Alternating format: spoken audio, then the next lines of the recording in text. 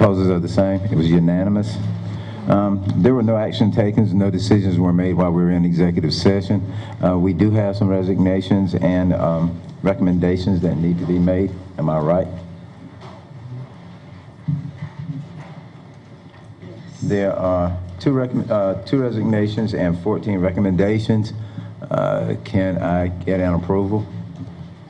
Mr. Chairman, I'd like to make a motion that we approve the 2 resignations and the 14 Thank you. acceptance. Okay, it's been moved and seconded that we accept the resignations, 2 resignations and the 14 recommendations. Any questions? No, you ready to vote? All in favor, let it be known by raising your right hand. And we understand. All opposers? It is approved.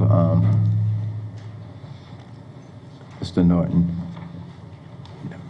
I just had to give you your name so she'll know who it was. Okay. At this time, we'll go into public session. We have one. I'm sorry. Yes, you're right. Approval of minutes. Do you want to do all our workshops and the regular board meeting? We'll do that. We'll start with April 1, 2019 regular board meeting. Can we get approval? So moved. Second. It's been moved and seconded that the minutes from April 1, 2019 be approved of the regular meeting. Any questions? Are you ready to vote? All in favor, let it be known by raising your right hand. Opposes? I'm abstaining because I was not present at that April 1st meeting. Okay. It's unanimous with the exception of an abstention by Ms. Fleming. We need approval of the minutes for April 8th and April 29th, 2019 for budget workshop, both sessions. Mr. Chair, I make a motion to approve the budget session for April 8th and April 29th. Second. It's been moved and seconded that we approve the minutes for April 8th and April 29th, 2019 for the budget workshop. Any questions? Are we ready to vote? All in favor, let it be known by raising your right hand. Opposes? It's unanimous. Points to celebration. Thank you. Good afternoon, everyone. I'll ask Connie Anderson to come to the podium to announce our Character Education Student of the Month for the month of March. Good evening, Chairman McNeil, members of the board, and Dr. McCord. Thank you for having me. Today I'm going to present an award to our student for Character Ed for March. He was on a field trip to Orlando to Disney at the March board meeting, and so we'd like to recognize him tonight. I'd like to call Jamison Bethay to the front.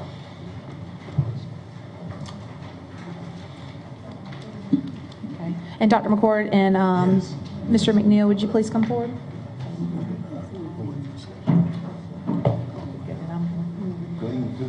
Yes. I'm going to tell you a little bit about Jamison. Jamison is the son of Mr. Jeremy Bethay and Dr. Candace Bethay. And Jamison was School of Discovery Student of the Month for March, and those words were honesty and integrity. He displays honesty and integrity by always being truthful about any situation that he encounters. He is quick to assess the situation and make a correct decision about that. I've often heard that integrity is doing the right thing when no one is looking, and I am confident that Jamison makes the decision to do what is right even when no one is looking. We all make mistakes, but when Jamison makes a mistake, which is not very often, he always admits to it and does the right thing to correct the situation.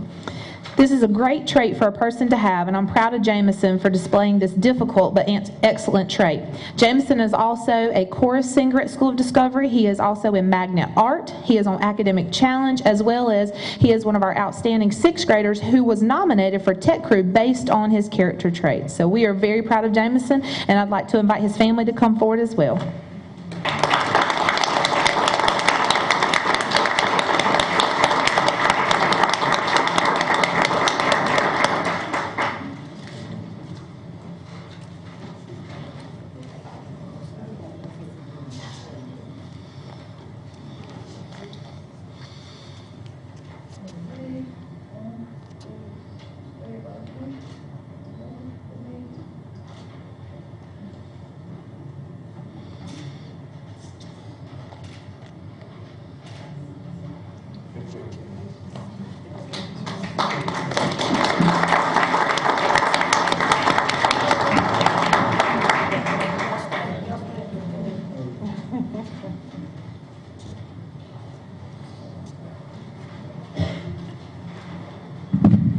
Good evening, Chairman McNeil, members of the board, Dr. McCord. I would like to introduce to you Janisha Fair.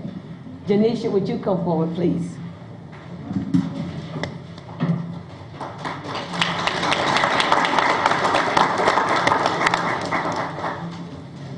I'm going to share some information about Janisha at this time.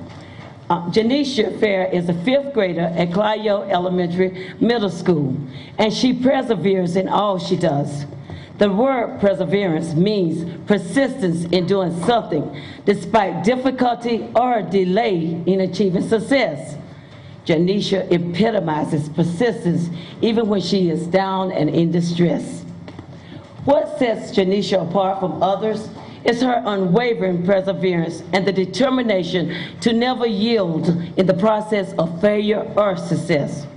This steadfast desire to keep going, regardless of how difficult school life gets, has translated into her realizing more success than failure. Janisha is hardworking, honest, caring, and a friend to all other students. Her constant positive outlook is contagious to those around her.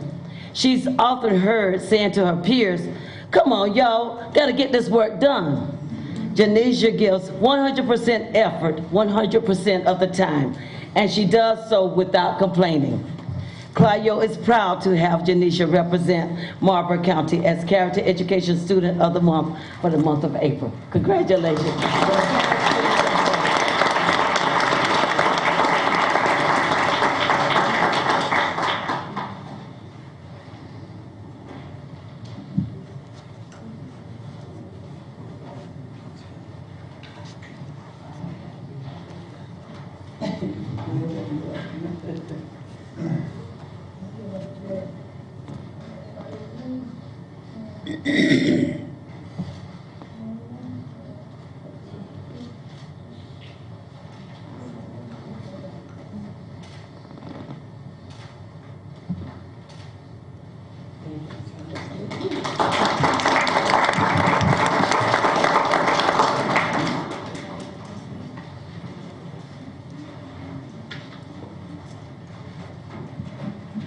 I'm waiting on my principal to come up too.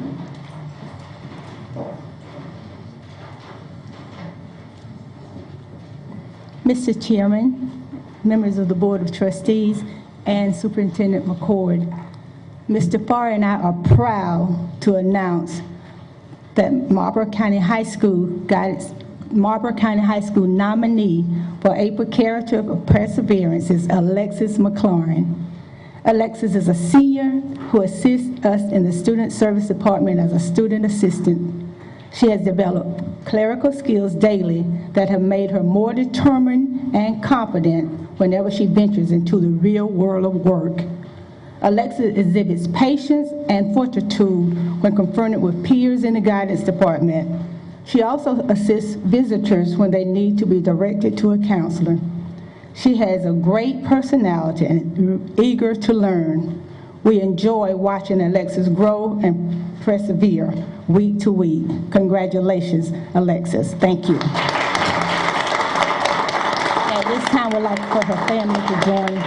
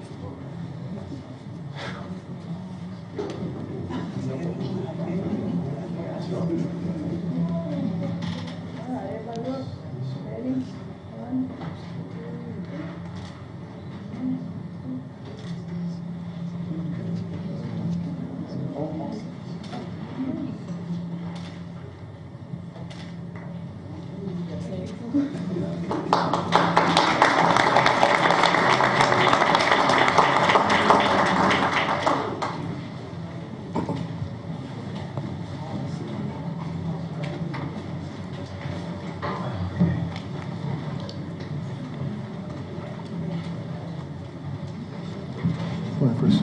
At this time, it gives me great pleasure to bring up one of our own. When I say one of our own, I'm a resident of Marlboro County too, so I'm a claimer, Dr. Karina Lyles, author of the book Java Programming. She has done...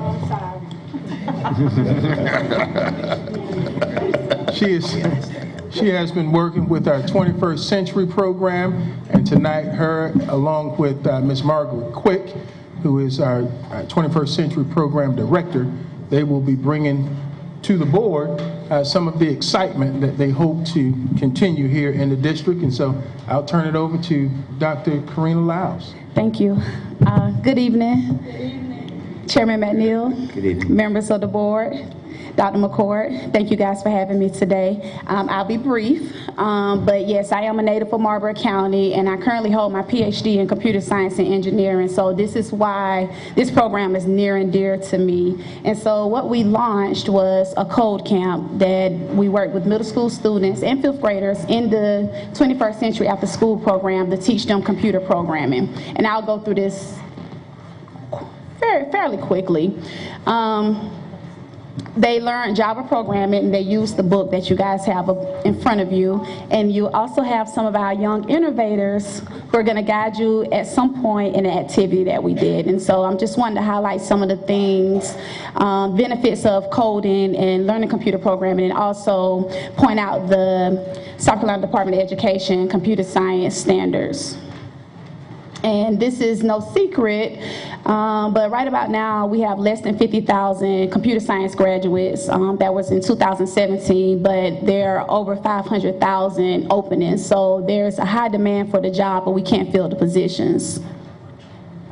Our students completed a 5-week coding camp, and this is just a snapshot of the curriculum. So they learned a lot of the coding concepts, and they actually wrote code and they wrote programs. And then this book, which I wrote, was what they used as a guide, and so it correlated with the lessons that the students had.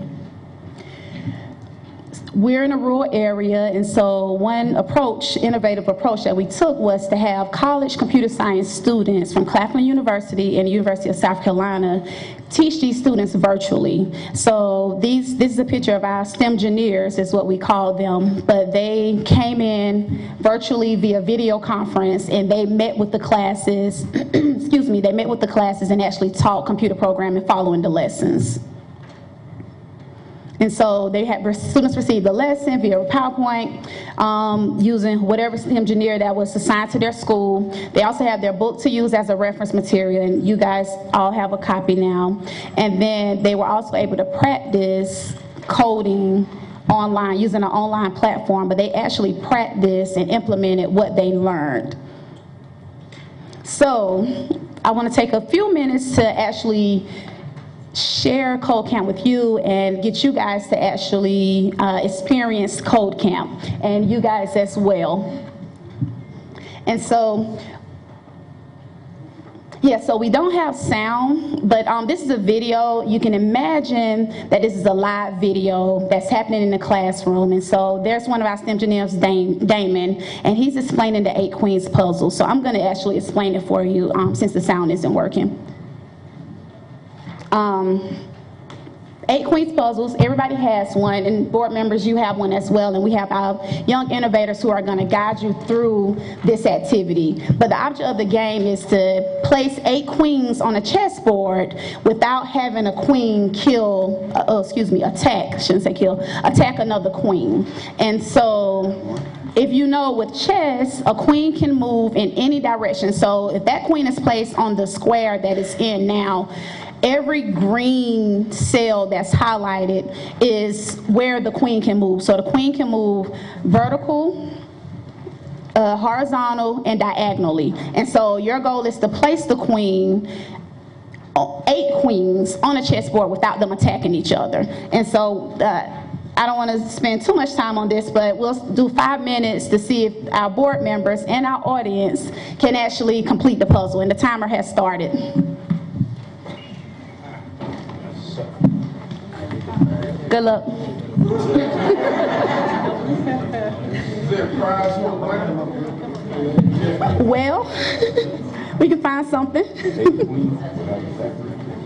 So I gotta be able to place this. And so I'm just going to kind of briefly chat that I just want to say that this puzzle, while it's not an actual coding assignment, the students started their day with some type of activity. It's an unplugged activity, so it still gets your critical thinking going. It gets you thinking. It gets you problem solving, and that's really what coding is. Need some queens? No. Oh, so you need some. This is above my, y'all above working? my pay grade. I don't have anything else to say. So now this is where the strategy comes in. You have to take it and go up. You won't hit another queen. You go this way, you won't hit a queen. You go this way, you won't hit one. This way, so your 2 queens are safe. So get you another. Okay, so I want to break in between, right? This queen can go vertical, just like in chess, but it can't go across the green, correct? Give me one.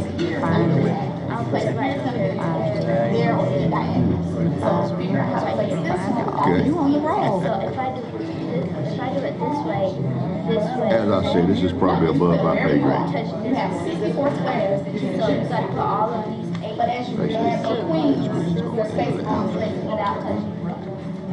All right. You can move any number This is of not tic-tac-toe. Okay, so I gotta make sure that nothing can touch here, so like this is touching. No, that's fine. So if this So this queen cannot be attacked by anybody else, is what you're saying, if I put one here. That's what you're saying? Oh, that was I'm not good there. I'm not good, but I'm good here. I'm not following what we're doing here. No, I'm not good there. I'm good there. Because I got that. Okay, they can go diagonal or horizontal. Good there. Vertical. Okay, now I'm good. Okay. So if you look at your sheet, there are about 4 million combinations, but there are only 92 possible solutions to this puzzle. So this one can go here. This one can, I can put one here. I would assume that we can get I got to have 8 of these.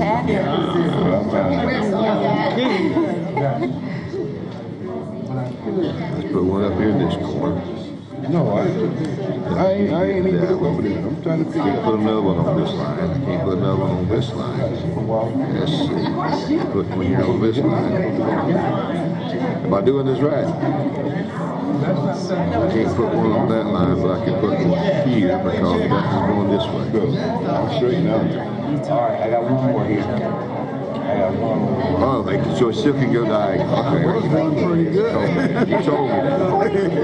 Yeah, all right. They can go there. It can go. But I got to put it on the white squares, right? I can put a white on the green. Oh, okay. Okay, I didn't know that. Okay, so This way. I got it. put this one. Oh, I in the green. Yeah, you're right. All I have to And do that is can't get it. That can't get it. Okay. Vertical right.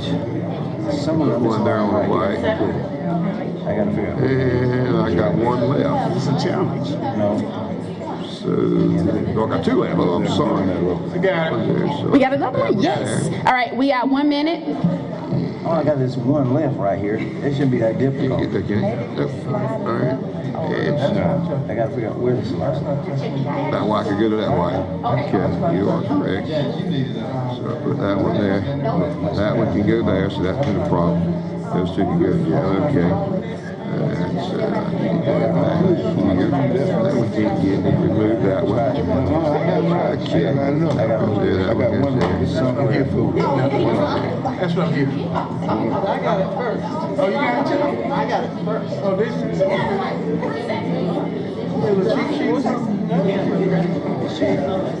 Come on now. That's it. Vertical. No, I got nothing right there. I can't do this. That's 2 of them. Can't go there. All right, that's time. I'll show you one of the possible solutions. Yeah, I got that, just like that up One there. left. Somebody somewhere put him. I'm missing one, y'all. That is not fair. Got it. Okay. Okay, I'm gonna move on. I think I see it. All right, and so, yeah.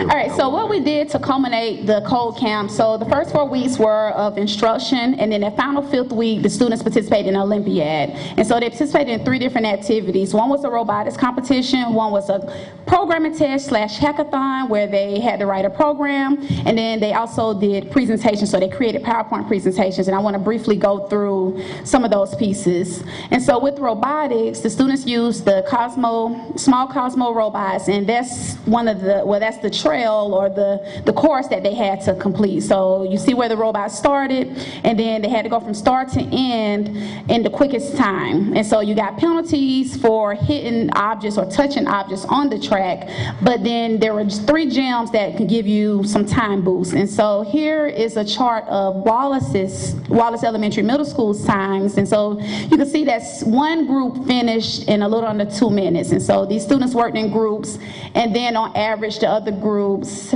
that's in seconds. I can't do my math that fast, but it's 350 seconds. So it's about on average, you can see that the other group, the 3 groups were, that may have been the average time. 7.5 minutes? Not 7 minutes. Oh, thank you. And then I just want to show you, well, the video may not play, but it was a video of the students actually driving the robot, and then you could kind of hear the excitement, which almost made me cry, but they were really engaged, and it required teamwork and effort. And so that's the piece, that's another big piece that we want to make sure the students get out of this opportunity. Then the students participated in a hackathon where they were given a challenge the moment of the hackathon, and so they had to write a program where they took in the daily high for a week and then printed out the average temperature for that week, and they did it all in Java programming. And so here's an actual program that works, that a group submitted, excuse me, to solve this challenge. And they also took a written test, and so here's a snapshot of the test on the left side.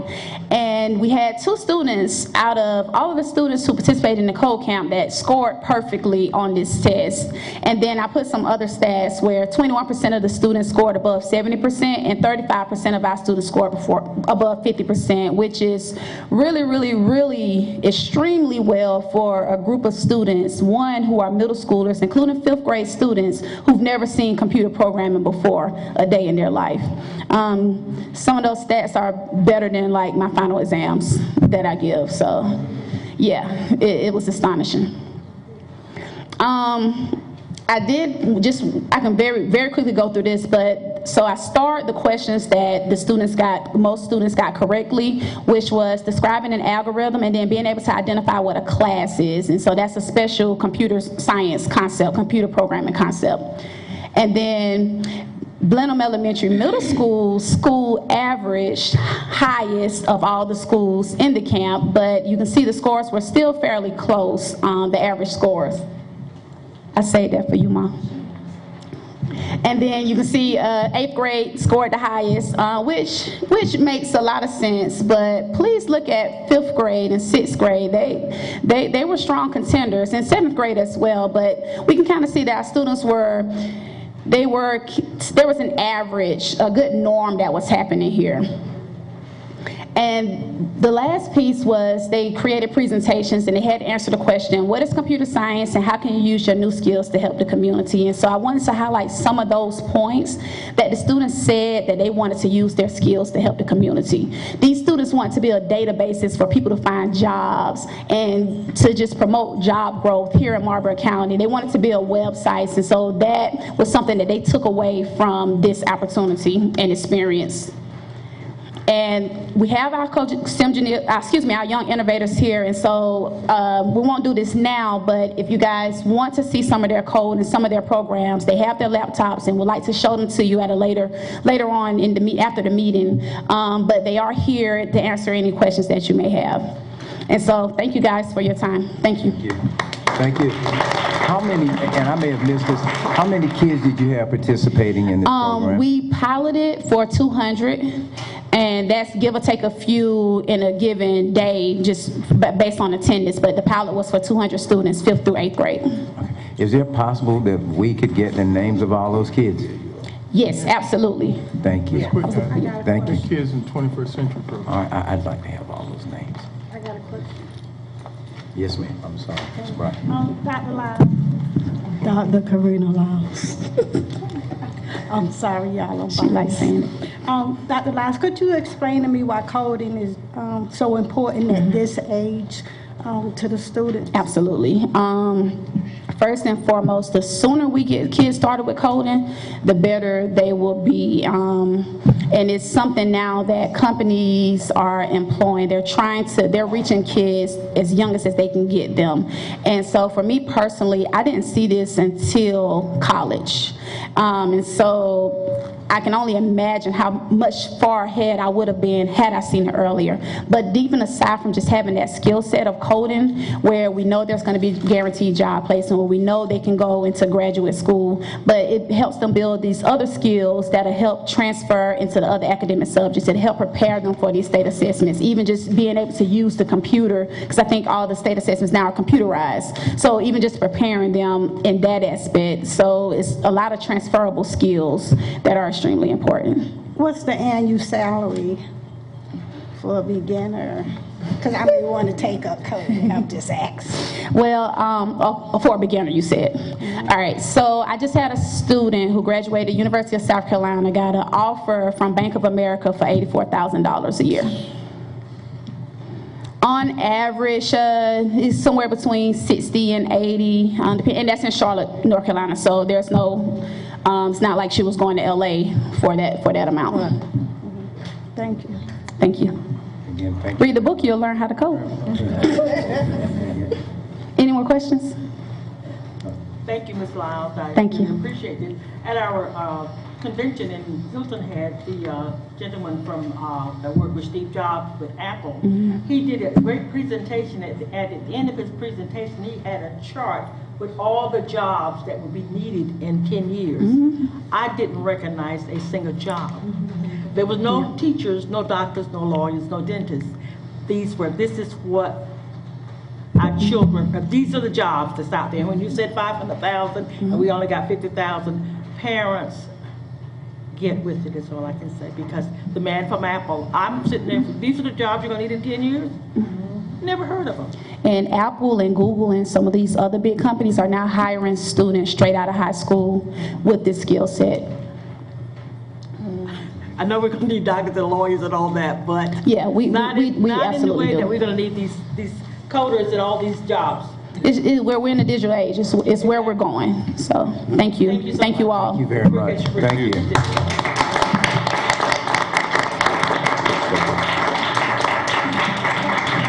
Thank you, Dr. Lyles, for piloting your STEM coding camp with Marlboro County School District 21st Century program for the last 5 weeks. At this point, I would like to recognize our top coding students. We had one per site. So, Shredder, don't go anywhere. So our first top coding student that attends Bennettsville Intermediate School is Ms. Shredder Patel.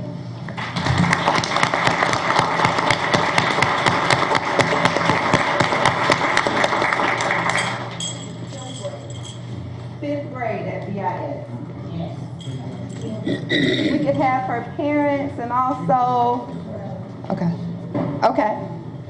Parents get ready, STEM teachers get ready. Our next top coding student was Mr. Bryce Locklear. Is he here? Bryce is not here. Kamori Gardner. Yeah, she is.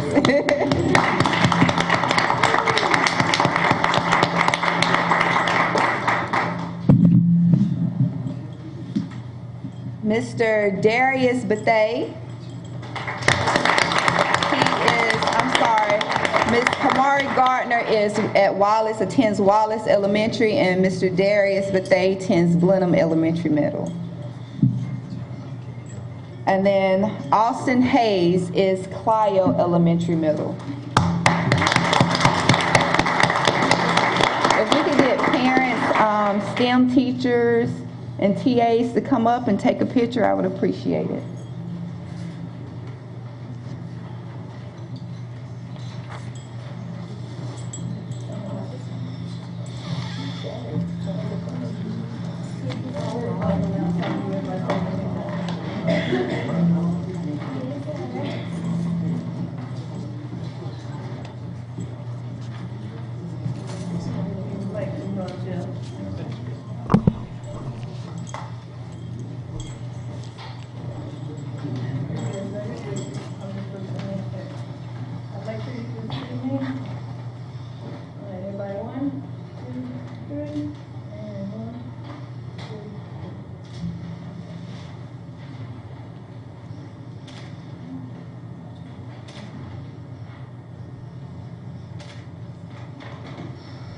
Thank you.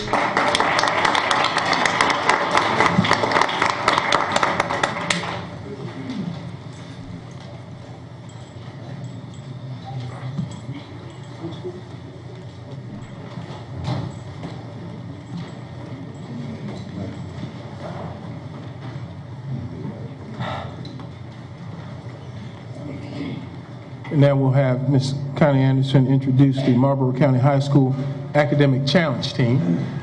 Who's our presenter? I'll let you bring it up. I'm not sure. Mr. Farr, there he is. Principal Marlboro County High School has some exciting news about the Academic Challenge Team. Dr. Prince, I see Dr. Prince, thank you for being present. Good evening. Good evening. Good evening. Chairman McNeil, members of the Board of Education, Dr. McCord.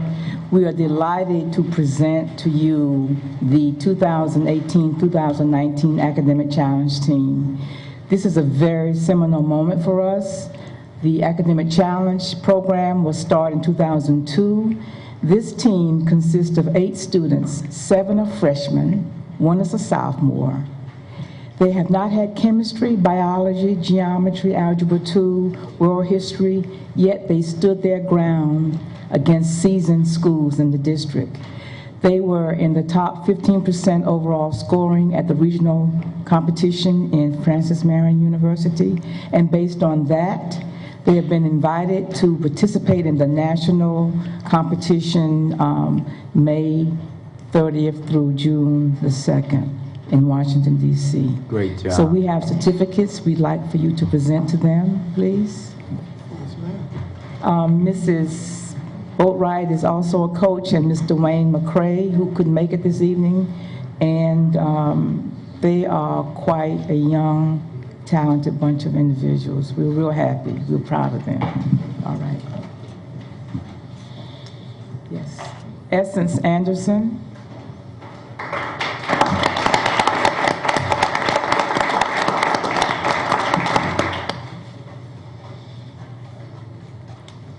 Darius Hardison.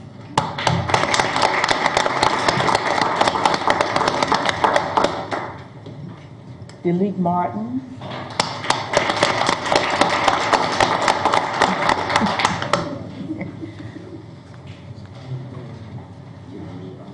Amina Quick.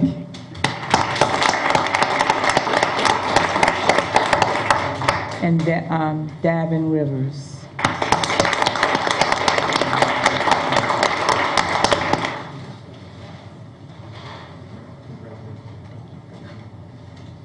The co-captains were awarded Most Valuable Players, Darius Hardison and Davin Rivers.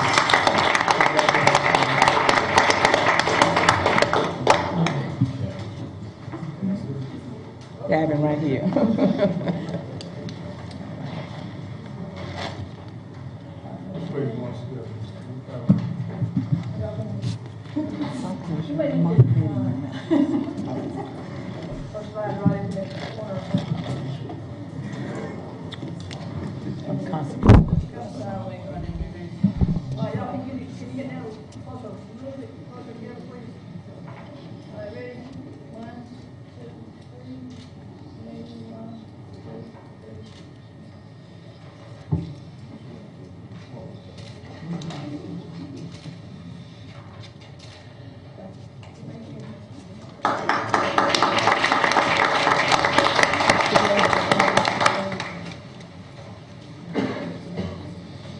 Could we have the parents and family members of these students please stand to be recognized?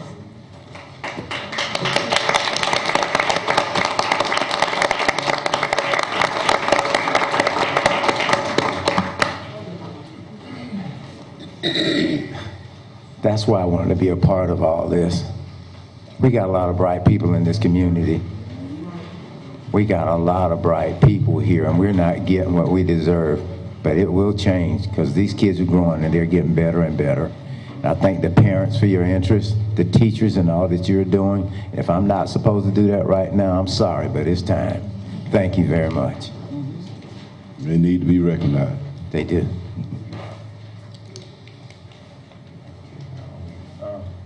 Board, well, your public comments, I'm sorry, public comments.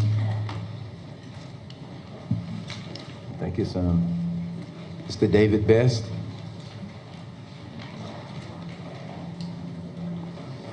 Good evening. Good evening. Members of the board, Chairman, Dr. McCord, I appreciate you taking the time and to listen to me today. And I'm excited about what I've just heard. I want to celebrate Marlboro County, and I think that's great. What a wonderful thing for our kids to be recognized in that way. And to bring you this message right now, I felt it on me and I wanted to do it, and now I feel kind of, well, maybe I shouldn't do it, but I think I need to do it. And I want to say this, that I'm here on my own behalf. I'm not here being coached by anyone or any committee. I'm here on David Best's terms, and I'm here at my free will. I just want to say that I hope we would all agree that just getting by is not enough. Just getting by is really setting ourselves up for failure. I think the demonstration that we saw tonight with these kids being recognized and some of the achievements that's been sent out from the district here of late speak to that. But there are some things I think we need to focus on, and you guys and gals are our, I didn't mean that disrespectful, you ladies and gentlemen you're our policymakers, and you are the folks who speak for us. And I just want to say briefly about third world nations and how they look at public education. They look at public education as a privilege, as an honor to be there. And I think on a grand scale, we have in Marlboro County a culture of, well, I'll just do well enough and that'll be enough and that'll be good enough and I'll pass a test and check the mark and the teacher will give me whatever grade, a C, and I'm out the door. And as soon as they get a pair of these, they're gone. And we need to think deeper and harder about that, about securing folks to our county. When we have new infrastructure and new education or new businesses and whatnot that come to town, the first thing they look at is where my kid's going to go to school. And I don't think just passing the test is what we should be teaching our kids. I think we should be teaching them how to learn and those sort of things. But there's things, now that we're in this modern age of computers and all of this technology that's such at their excess, we need to control those things. While y'all were struggling with the chess thing, which I was struggling with it too, I just Googled it, and I had it in about 30 seconds.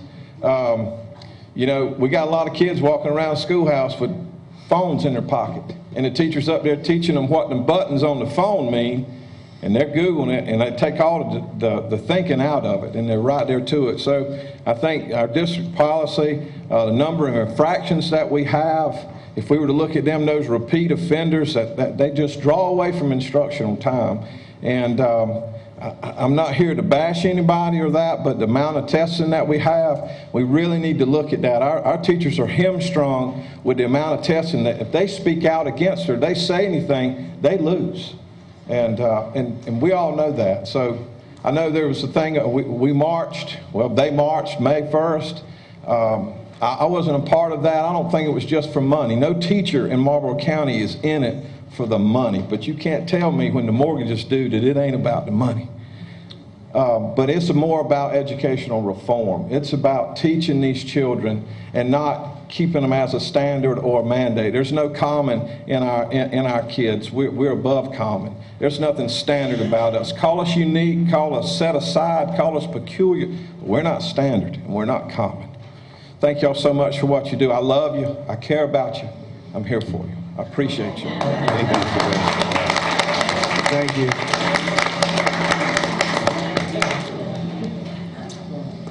Now have board item discussions.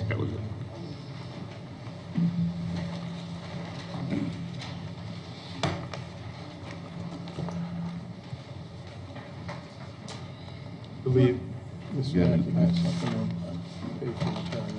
page 4. What is it? We'll go with the pay schedule for retirees. I was wanting to remind board members that were here last year. Some of you are new.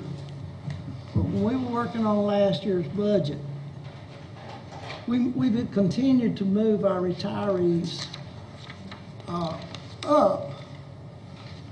from the original zero-based years of experience and a bachelor's. We have made progress, but it was my understanding, and I think some others on this board, that this year we would make sure that everyone was paid on the salary scale of Marlboro County. I, for one, intend to keep my word. So I hope that can be accomplished with our budget. I know it's tight. I understand that. But, you know, you can balance any budget in the world if you take from me and give to you, or take from you and give to me. So we've got to find our priorities. And as Mr. Bass said, we got to keep our people here. They may not be here for the money, but they're not working for nothing either. They're working to make an honest living. And whether you are a millionaire or whether you are working at minimum wage, you expect to receive what you agreed to and what the other people that are doing the job that you're doing are making. So I feel like, you know, we need to look after our retirees. We've lost them across the line. We're continuing to lose them. We're turning right back around and having to hire retirees from other states and other counties. And we have dealt with vacancies. Children have done without teachers. I think that would not have happened if we had and paid our retirees what they deserve, in my opinion. Also, I wanted to mention last year when we had the budget final reading, which I think was around, matter of fact, I've got the minutes of the June 25th meeting. We talked about if we were to receive the $73,000 from the state, that we would use it to fund classified retiree costs or add to it. Did we get that $73,000? I would need to go back to the minutes to what was the $73,000? The minutes, it says, and I'll read it. Upon a motion by Mrs. Barbara O'Neill, seconded by Mr. Michael Coachman, the board approved to authorize the adoption of the second and final reading of the general fund budget for fiscal year 18-19 in an amount of $32,818,587, and should aid be obtained from the state, the amount of $73,000 will be used to fund classified retiree cost. No, we did not receive that additional funding. Okay, I just wanted to make sure if it did, that it went to them. Certainly. And let me just comment in terms of the budget issue associated with retiree pay. Of course, classroom teachers are paid 25 years experience with a bachelor's degree.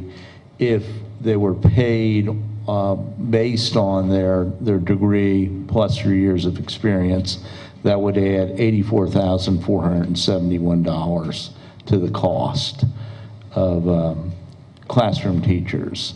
Of course, other certified, they are paid on 14 years of experience, bachelor's degree if the scale differentiates.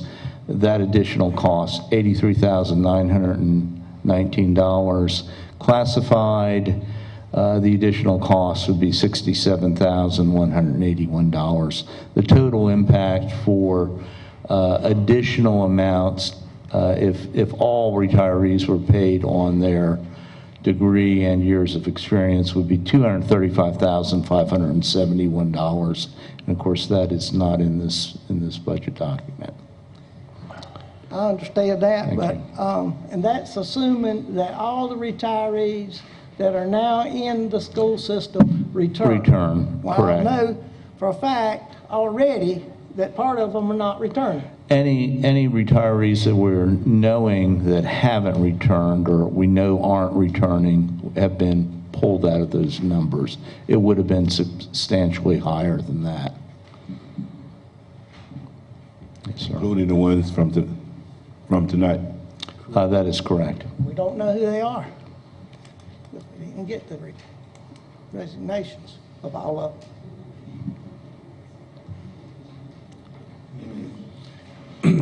Okay.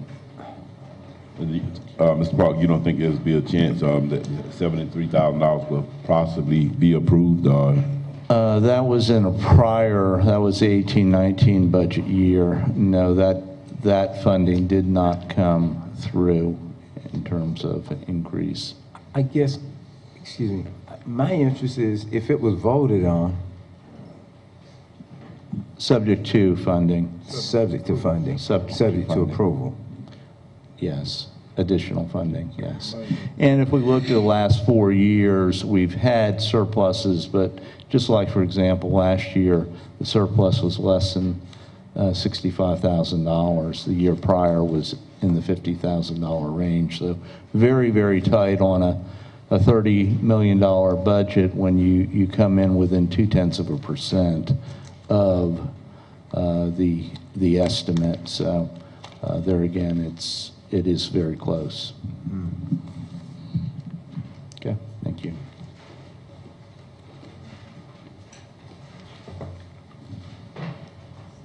I do also want to point out, if I can, in regards to where we are with our budget being as tight as it is, we are moving forward with a 4% increase for all employees across the board. So I don't want that to be overlooked as well. So we have a tight budget, but we have been able to do more, essentially, for everyone than what has been done previously. I don't believe there's been a salary increase for everyone in quite some time. 4% all the way across the board? 4%, correct. As you know, the state has, they have not voted on it, so it's not official, but it looks like it will pass a 4% increase for teachers with a starting salary of $35,000, which would be $36,000 for our district because we give a $1,000 supplement. It did not provide or does not provide for any additional funding for additional staff. So anyone other than a teacher would not be eligible.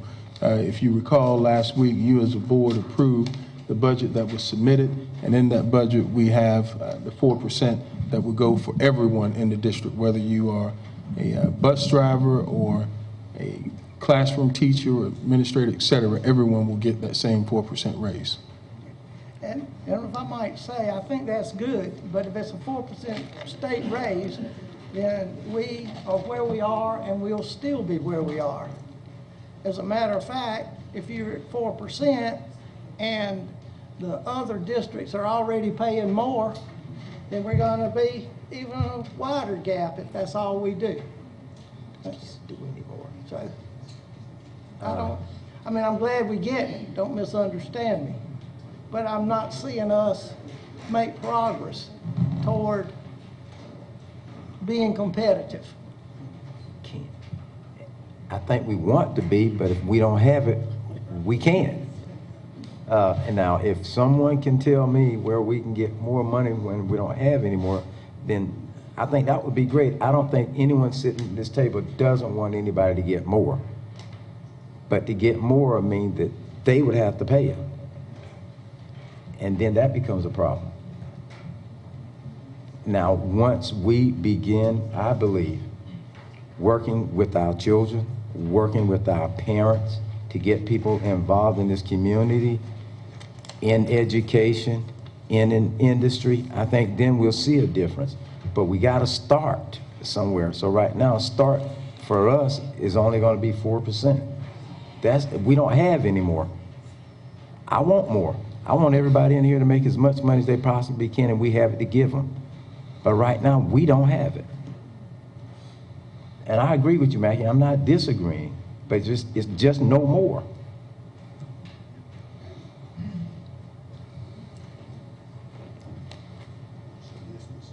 I apologize, Mr. Smith.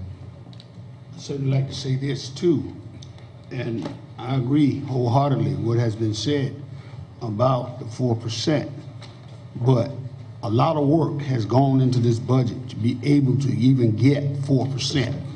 So we're making a start, and so with that start and continuing to build, we'll get where we're going. You have to take small steps at a time and one step at a time, but we can get there if we work together.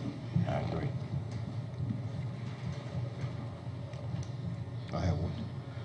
The one concern that I would voice, along with Mackie, is if I don't know, and I don't know what the pay scales are, so I may be speaking out of turn, but if I'm paying a teacher from out of state that's retired to come into Marlboro County, if I'm paying her a better bonus or more money than I'm giving my teacher that's retired here, I'm not sure that that's the correct way to go about it. If I've got a teacher retired here, she should be able to get the same bonus or whatever that someone from North Carolina, Georgia, whatever is getting. And I do not know if that is the way it's done. I'm gonna be honest about it. I do not know.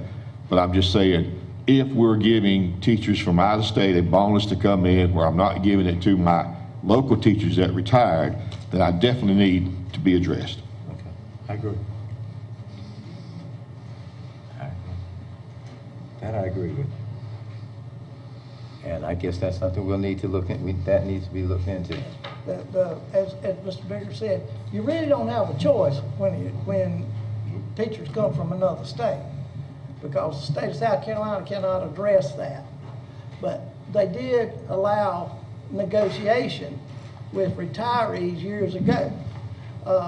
And that's when we went to zero years and so forth. But we can't negotiate with North Carolina. But what we had was our teachers going to North Carolina teachers coming here, and both sides were washing. No one was getting any benefit from it. And I always felt like when we had teacher shortages, we needed to keep ours and get theirs too. There you go. I agree. Kind of the way I saw it. I agree. And I guess we've been having budget meetings, but maybe not addressing some of the issues we needed to address. And until it's brought to us at the meeting, we don't know it. At least I don't. So I would suggest that in the future, if there are issues about something that we need to address as a board, it needs to come before the board at those workshops. And then I think we can get more accomplished.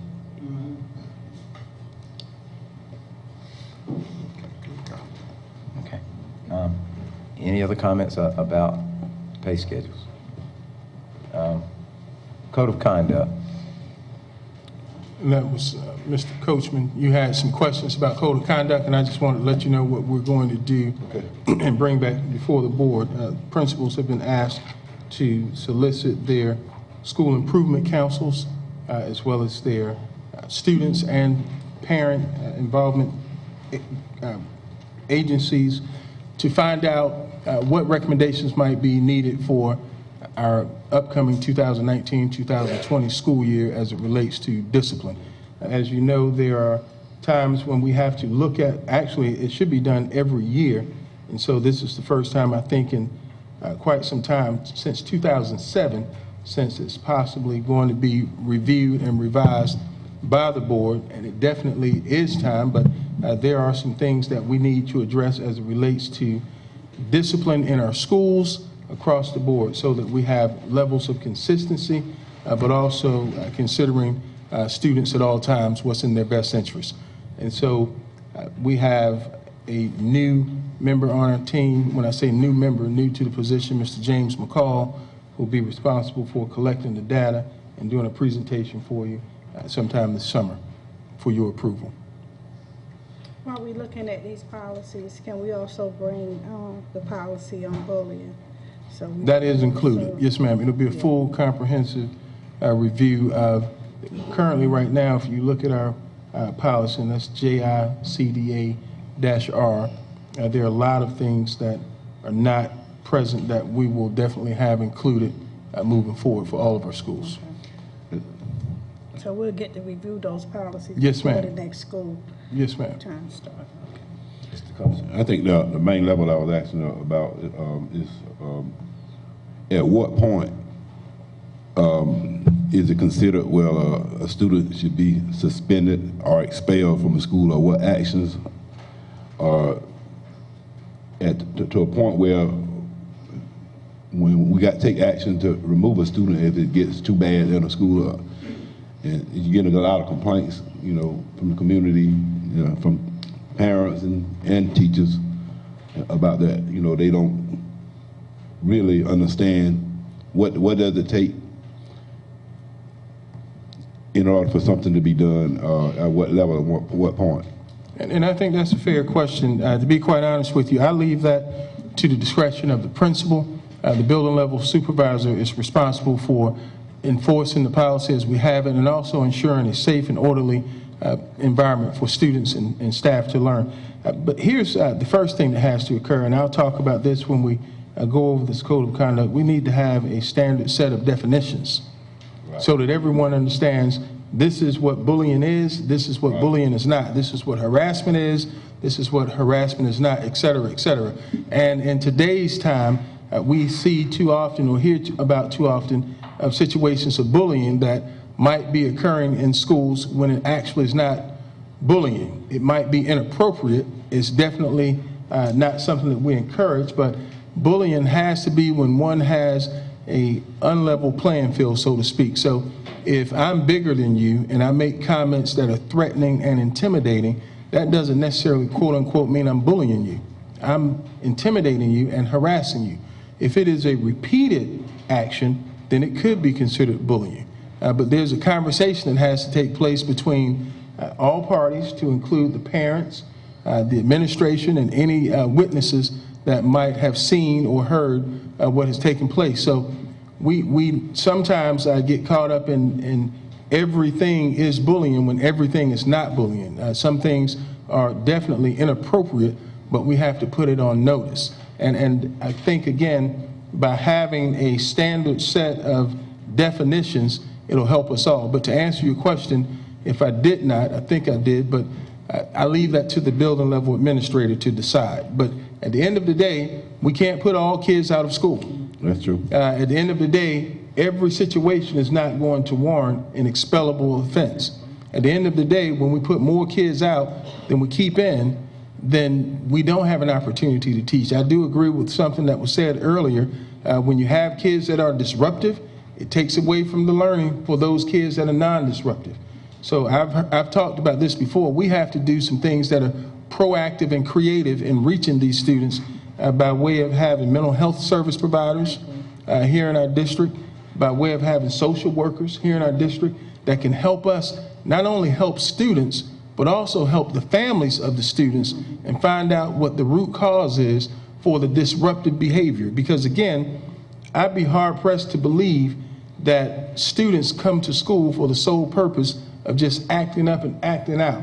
There's something that is manifesting because of the behavior that we have to find out what it is and how we can best provide resources. So it's going to be a full-scale review of not just the code of conduct, but also what we can do by ways of intervention and prevention. And I was asking a question about it in reference to the death of the young lady in the school district. Which was found to be not related. That's what they say. I mean, still, I mean, she's dead, and something happened, and I don't know why she died, but what's on the top of the service is what we saw, but like I said, they said it was related, but I don't know that. I just asked the question and follow up on it. Yes, sir. Just didn't want something like that happen in our district. And I definitely don't want something like that to happen, not just in our district, but any district. Right. I think with the Disabilities Act, and I would like to see us with mental health, because we have, with our special needs students, the public schools are required to educate children regardless to what level the disability is, and behavior sometimes it's not ideal, but we still have, that's why we have the AMI class. So we don't put them, keep them here, they got to go there, and I recognize that it is a problem, but the Disabilities Act, we're going to have to do what a school district's supposed to do and educate them the best that we possibly can. It's not going to be easy, but that Disabilities Act said we must do that. And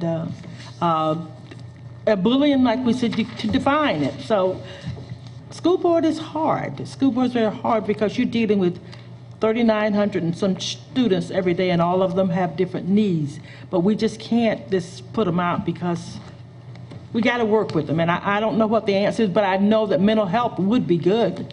The principal from Chesterfield County was principal of the year, I think, whatever he was at the school board. He talked about all the resources that they have in Chesterfield County in terms of mental health, people on their staff, and they got funding for it. And this is maybe what we need to work up to try to get some of those things so we can deal with these problems rather than just expelling them, what they're going to do then. So it's a challenge for us to find the money, find the people to help us find the money so we can funnel that anger, that energy in a direction where everybody can at least, we spend plenty of money on different phases of disability, and sometimes bad behavior can be a disability as well. And once we recognize that and not punish them, public schools are public schools, and it's public money. We have to find a way. Dr. McLeod, I'm sorry, Dr. McCoy, I'm sorry. Ms. Potts. Didn't we speak one time about hiring mental health personnel? You gotta get the money. Well, we actually talked about mental health service agencies now being located in Bennettsville. We signed an MOU with one agency. We have a MOU in place with Tri-County Mental Health Service Agency. Right Directions is a new service provider, and then we had an additional service provider that was supposed to be moving into the county, but we have yet to hear from them. So these agencies are becoming more present in our school district, and it'll be a timing process, making sure that we present these opportunities as resources to families, and then getting them to see it through to make sure that they're taking the students as well as themselves when needed to receive those services. Okay, so we have. So it's a work in progress. Okay, so we haven't actually used any of the service, the mental. Tri-County, I believe that has been used. Right Directions, I'm not quite sure if they have. They just opened up, I think, last month in April.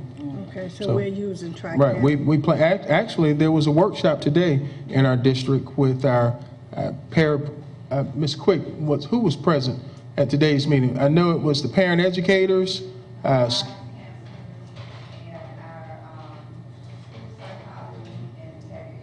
Okay, and so we just did our first mental health awareness training for our staff today, and so we're looking forward to doing more. Because again, at the end of the day, you have to look and think about the fact that teachers don't come to work with all of the tools needed to identify when something might be wrong with a child. But if they know there are resources available, then they can present that to a family who can then take the child to a service agency for assistance. Okay, thank you. Outsourcing, cafeteria and custodians. I was asked by the board to look at fast-tracking what we can to see if we might be eligible for outsourcing services here in the district for custodial and for food nutrition services.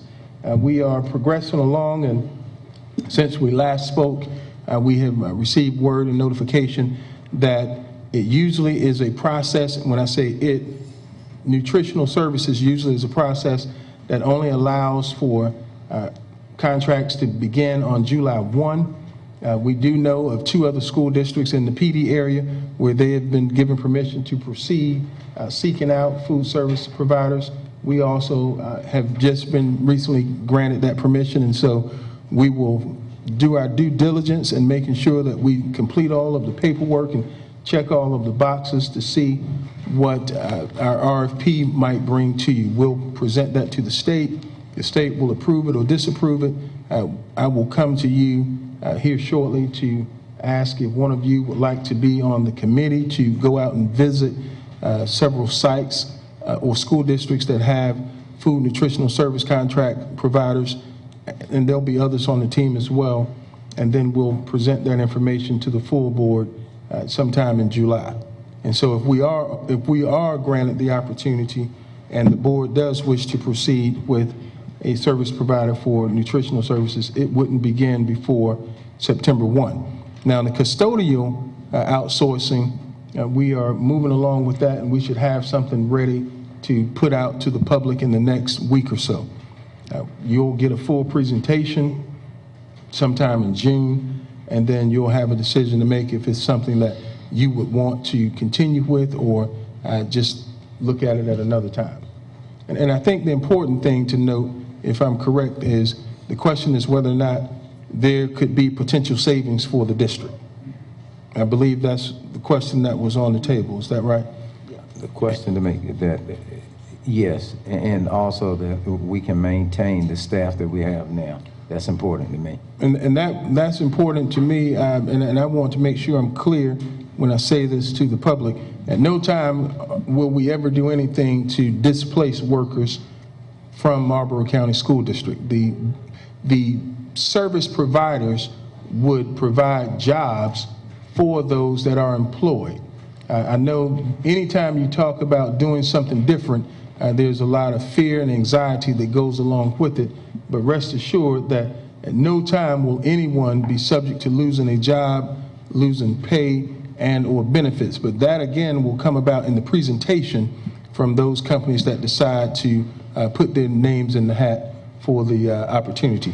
And I also want to note that not only is it something that's being done possibly to cut costs, but also to improve services.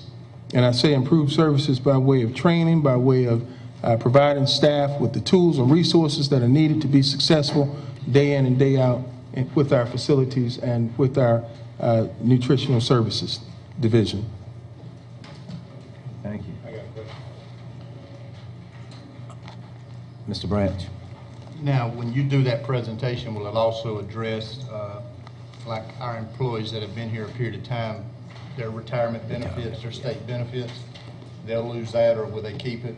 Would that be addressed? That will be addressed, and by the way, it won't be a presentation by me per se, more so than it will be those that have put their names in the hat. And so that is something that'll be written in as one of the requirements for the district. Please explain to us how you will handle our teachers, or I'm sorry, not teachers, our custodians or nutritional services staff based on number of years. What happens to their retirement? What happens to their number of years? What happens when it's time to make decisions for advancement or displacement? So all of those will be questions that will be answered during the presentation.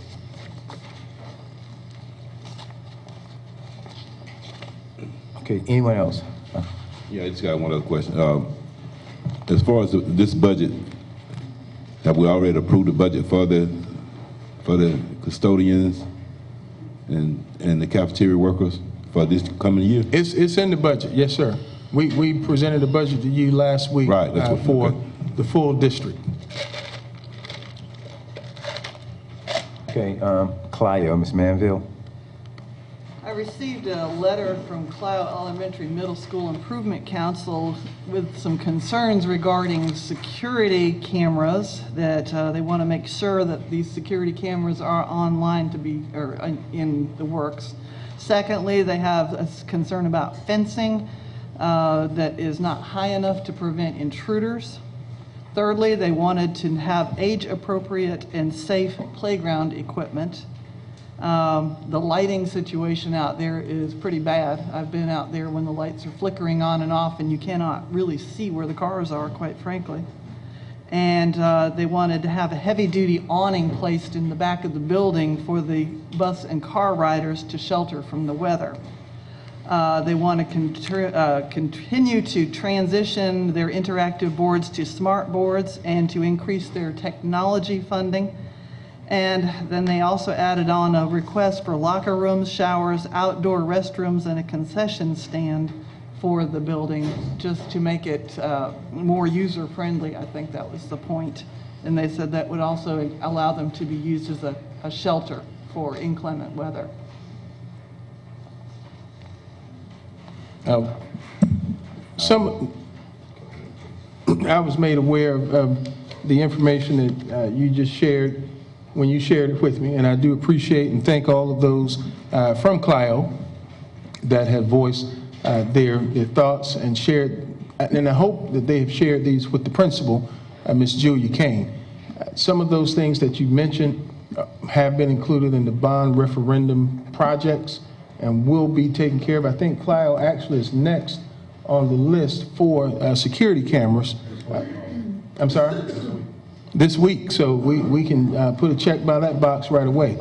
Some of the items that are listed on there probably won't be addressed without further action from the board because they were not included. And I think with the changing of the reconfiguration of the schools, the restrooms outside or facilities may not be an item that will be addressed. The lighting situation will be addressed, not just at Clio, but across the district. I too agree that we should have proper and adequate lighting for all of our facilities at nighttime. Safe playground equipment, I believe the playground equipment to be safe.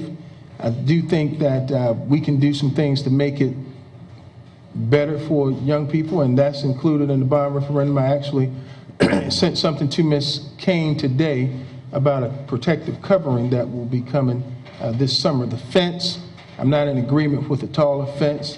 I think the fence that we do have is appropriate. I think the issue was that the fence is damaged at times for those trying to enter to play basketball. But just as I said to Ms. Kane on last week when we spoke, we can fix that by not locking the gate because those that are coming to play basketball do so after hours and on the weekends. I don't see anything wrong with leaving it open and accessible for the community that's right next door. We just have to put some guidelines in place and ask that they respect them. But I can almost assure you they won't tear down the fence if they can just walk through the gate. A couple of the other items that are mentioned with the interactive smart boards, the transitioning, that's something that'll be addressed by the principal, and Title I funds and any other funding that may come about, again, as a result of the principal and their vision for the school. So, And the awning. The awning is something that we will look into. I can tell you that I know firsthand that an awning is needed. I can't give a date or a timeline for when that will happen, but that is something that we will definitely look into. And for any future groups, I always encourage anyone to invite me out to come out and speak and listen and hear your concerns. I may not have the answers. I may not always be able to give you definite timelines, but we can definitely work together to make sure that all of our schools are receiving the best possible from not just me as a superintendent, but as directed by you as a board. So I appreciate those that put that information in writing, but it should go properly to the principal first so that they have a chance to address it, and then to me, and then we work our way up to the board. But I feel pretty comfortable that we'll address most, if not all, of those issues. Thank you. I saw Mr. Smith and then Mr. Coachman. I got you. Some time ago, in board meeting that I attended, this issue about the awning at Clio had come up. And I thought that the board had approved for the awning to be placed there, or give Dr. McLeod the authority to go ahead and do it. No, you're not talking about me. No, I'm not. I'm just asking the old board members. They were here. I wasn't. Mr. Coachman, well, Mr. Coachman. You're right, Mr. Smith.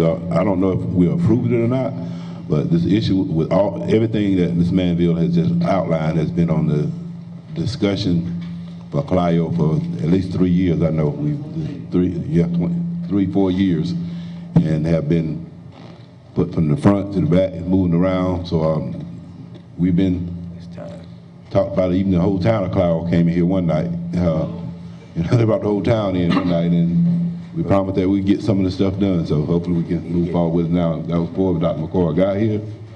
Well, it needs to be done. So they have been addressed. Finances has always been an issue. I got one thing. Mr. Driggers? It has nothing to do with what's on the agenda.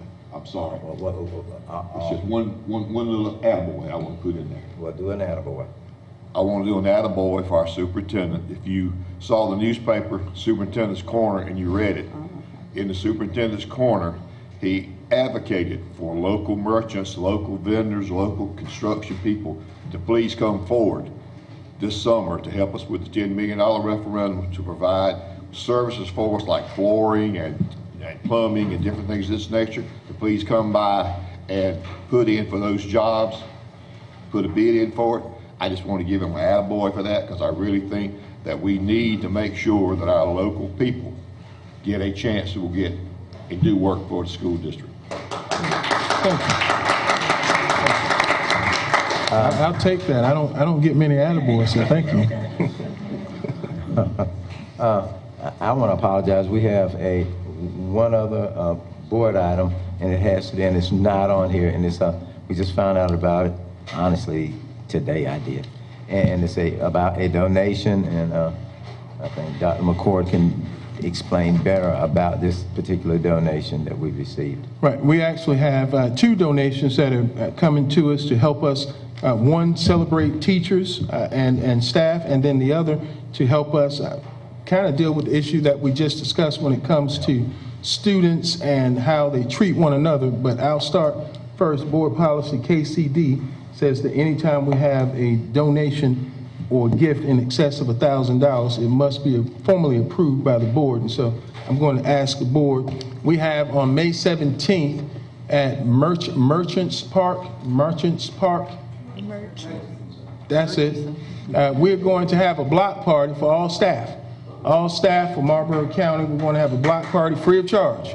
And that includes food, prizes, donations for the door prizes, but free food, lots of games, lots of entertainment, maybe a Dunkin' booth with your board chair in it, and other things. But from 4 to 7, we're asking and encouraging all in Marlboro County to come out. I don't think it's ever been done, but this is going to be at almost no cost to the district, thanks to our partnership with Imagine Learning. They are presenting us with proceeds to pay up to the amount of $3,500. And this is not something that we take lightly. Anytime we have a chance to bring out 8 food trucks, and you've seen the food trucks around town, and they're going to provide meals for our staff free of charge. So the only thing we ask you to bring is a great attitude and a lawn chair. So if you can do that, we look forward to having you, and that again is May 17th. So I'll ask the board if they will. Where the park at? Right by the public library, by Edelman Park. Murchison building, the old Murchison building. The school. Out in the lawn out there? Yeah. Yes, sir. It's a block party. Okay. So I heard you call it a park. I never heard of the park. That park. That's what they told me. It's not a park. What's it called? Murchison School. It's just a school. Oh, okay. Murchison School. It's okay. Okay. What time is it? We'll call it a park. 4 to 7. 47. What's it? May 17th, 47. It's on a Friday. Day is the graduation from adult ed too. And yes, and so it'll roll into May 18th, which is when we do our walkathon. So that's another conversation. So I apologize. It's not a park. You can park there. We're gonna have a block party right there, okay? So I need the board to approve that donation in the amount of $3,500 from Imagine Learning. And then I'll ask for the second. So moved. Second. It's been moved in second that the board approve $3,500 for the purpose of a block party for staff. Am I correct? Yes. And public. All staff. And public. No, all staff. All staff. All staff. All staff. And there'll be some requirements. You must have your ID badge to be able to Any participate. questions? And ready for discussion? Are you ready to vote? All in favor, let it be known by raising your right hand. Opposes? It was unanimous. Okay, and then the second donation, I'm going to ask Ms. Letha Gregg to come up, and she's going to talk about an exciting partnership. You may recall we had a chance to partner with the Carolina Panthers earlier this year. They did some community service work here in Marlborough County. They also provided our students with an opportunity to come up and visit, as well as partake in I think the final home game, but they reached back out to us with an exciting opportunity to include a $5,000 donation. And so, Ms. Gregg, if you would talk about this opportunity. Good evening, Chairman McNeil, members of the board, and Dr. McCord. I am Letha Gregg, lead counselor in the district, and I serve as counselor at Clio Elementary and Marlboro School of Discovery. And I stand before you this evening to speak briefly about a wonderful program that we'll be implementing called Character Playbook. The Character Playbook is a partnership between the United Way and the National Football League. And it was developed to teach students how to build healthy relationships and make good decisions during their middle school years. And data shows that the Character Playbook not only teaches students to manage their own relationships and emotions, but how to resolve conflict in a positive way and communicate effectively. And therefore, the Carolina Panthers would like to donate $5,000 to us for implementing this program in our middle schools. All right.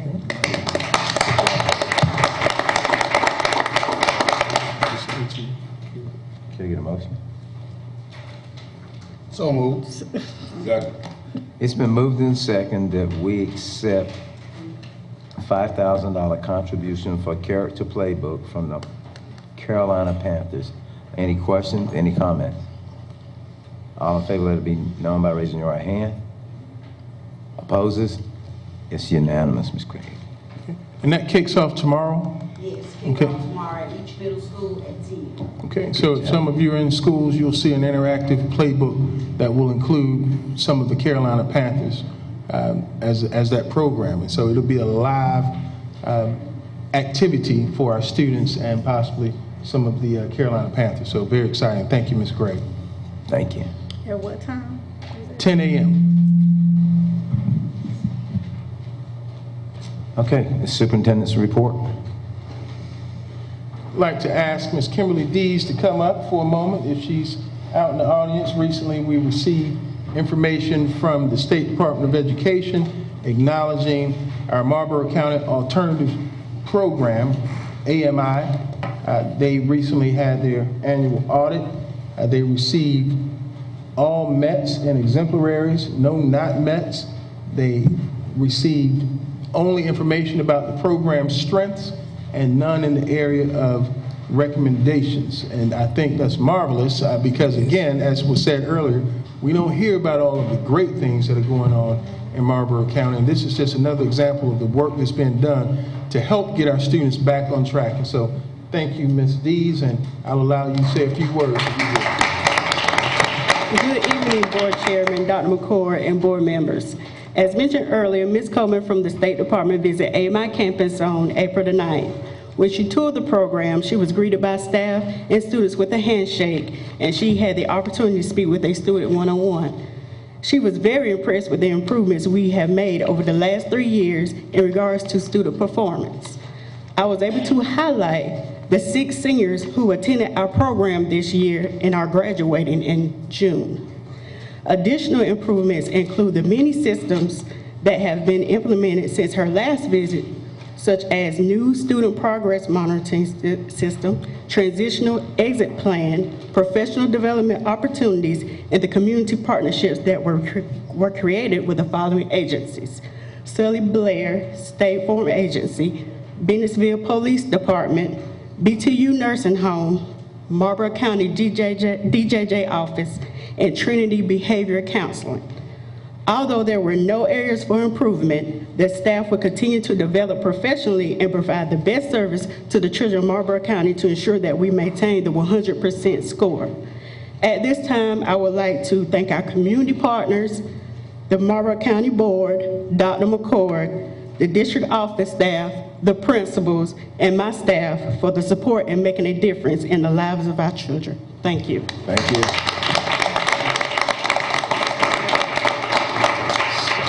So there are some good alternatives to what we're trying to get done with our kids. Some good alternatives. Good job too, Ms. Deese.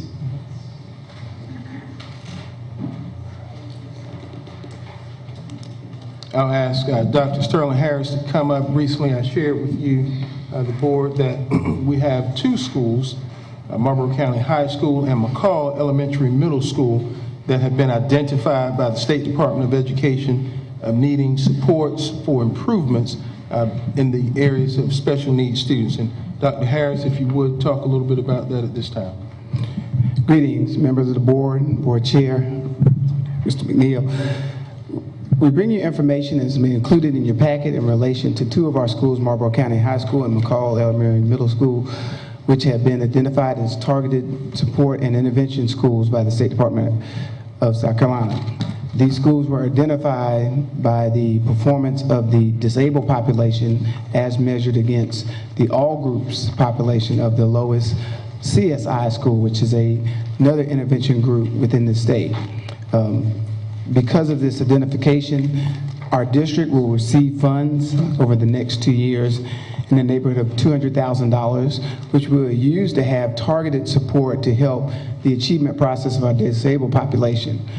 We will also work across the district to not only help the performance of the disabled population on our state testing in these schools, but across all of our schools, because as you know, we have one high school, so all of our schools eventually feed into our high school. So we feel it's important that we give support to teachers, students, as we work to not only establish great achievement from our students in our regular class, but we also work with our students who have been identified with disabilities.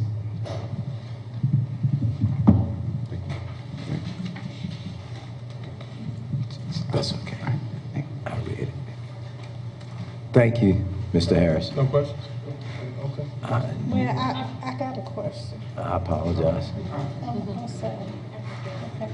So I'm looking down here at this action plan. It's kind of a little bit vague for me, so, but I don't suspect that you had time really to devise what y'all will be doing for the improvement. Well, we've had some meetings and discussions with the principals and also Ms. Barano, the director of our disabled population, and we've talked about integrating some plans that will provide targeted assistance for professional development for our teachers, to help our teachers in terms of inclusion in classrooms. Oftentimes our kids for our disabled population are pulled out and they meet specifically only with their caseworkers, and we're looking at some development that will allow us to help our teachers to better understand how to educate our disabled population, also provide a little bit more collaboration between our teachers and our special ed teachers so that we can provide these students the most assistance possible. Also, as a focus moving forward with our district, we're going to be putting extreme focus on literacy. And as you know, literacy affects all of the core content areas, and normally the stronger readers we have and the stronger comprehension we have with our students, the more they're able to show themselves in all of the classes. And so we're going to be utilizing some interventions to help improve literacy across the district, and especially with this population, because the stronger they are in that area, the stronger they will be in their ELC, their algebra, English, their biology, the U.S. history in the high school, and then the 4 core content areas in the middle school. So it's recognized that part of the problem is the way that the teachers are presenting or teaching to. Well, in a general sense, this is our population that have been identified with learning disabilities. And so these students, we are working to overcome certain challenges they have already. And this mechanism for how they were chosen is comparing these students not only to disabled population in other schools, they're comparing them to the performance of students who have not been identified.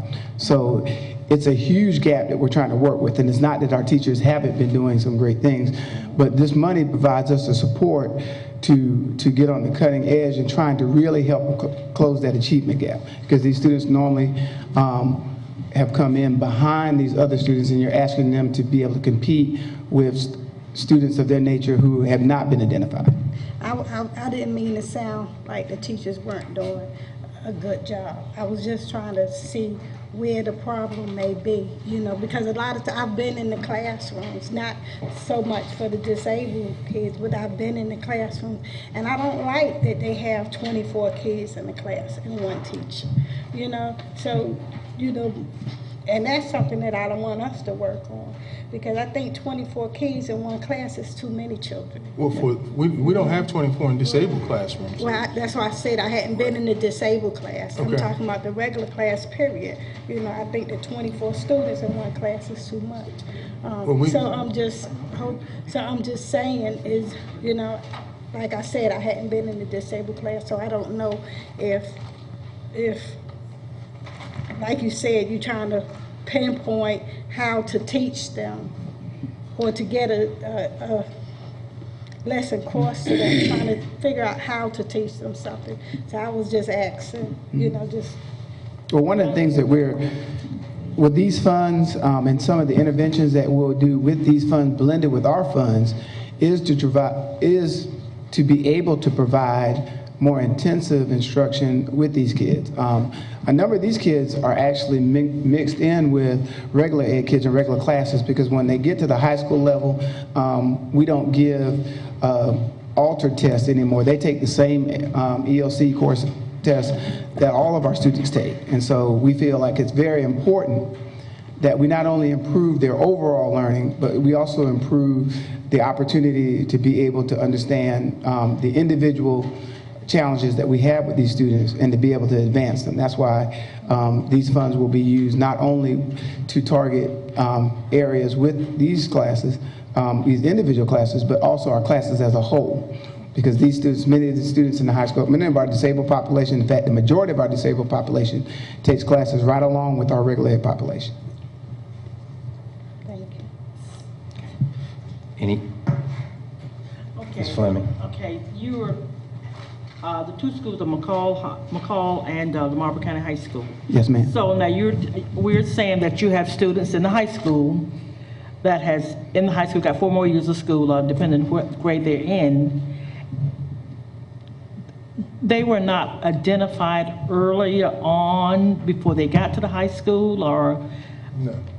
Let me Please do. In a nutshell, what we have is a situation where we have 2 schools that have been identified as performing in the lowest 5% Right. across the state. As a whole, our special needs students are not performing as well as anyone would like them to. I think for the high school, they're performing at about a 38% level. Okay. Here at Marlboro County High School, that percent is about 8. Okay. In the middle school, in the elementary school, they're performing at about 29%, and here at McCall, it's at 8%. And so we're in the lowest 5%. The goal is not just to bust out of being labeled as the lowest 5%, but to increase it. And one of the things that we're going to do is, Dr. Harris stated a moment ago, is we have to do a better job of identifying students to a degree where we're not misidentifying students. So that's on the front end. We might have some students that have been misidentified that wouldn't be in special needs programs and could receive the resources that they need in regular education classes and be successful. We also have an issue with literacy. If you go back to a couple of meetings ago, I said we'll have 3 things that we'll pinpoint for next year. to get us academically sound. One is attendance. Our kids have got to start coming to school. We have too many students missing school on a daily basis. Two is literacy, which is big. If they can't read, they can't do anything. As heard earlier by Dr. Lyles, they have to be able to think, use higher order skills. If they can't read, those skills needed to be successful with any subject area, it's just not going to happen. And then third is mentorship. We have to do a better job of getting our community engaged, as Chairman McNeil said earlier, getting everyone involved in the educational process. And so, in short, we have some work to do, but I don't believe this work to be monumental. The money that we're being provided is small, but it will help us in providing resources, not just to staff, but to students also. And so it's a boost to help us, and it's something that I believe we can get done right away. Anyone else? Thank you, Dr. Harris. You're welcome. Thank you. Highly qualified teachers and administrators, goal number 2. I've got to find out where we are. Classified contracts, I made mention to you at the budget meeting last week that contracts went out for classified staff on May 1st. They're due back on May 11th.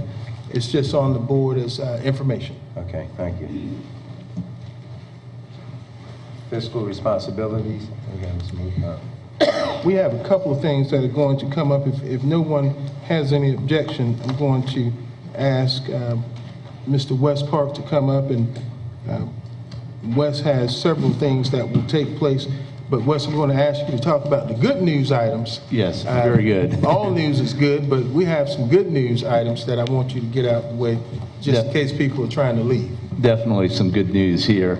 On Friday, April 26, 2019, Moody's Investors Service issued an upgrade to the ratings of the Marlboro County School District's $10 million in general obligation bond issuance to an A2 from an A3 for the sale that was scheduled May 2nd, 2019. Moody's also issued an upgrade to A3 from Baa1, the rating for the district's outstanding installment purchase revenue bonds.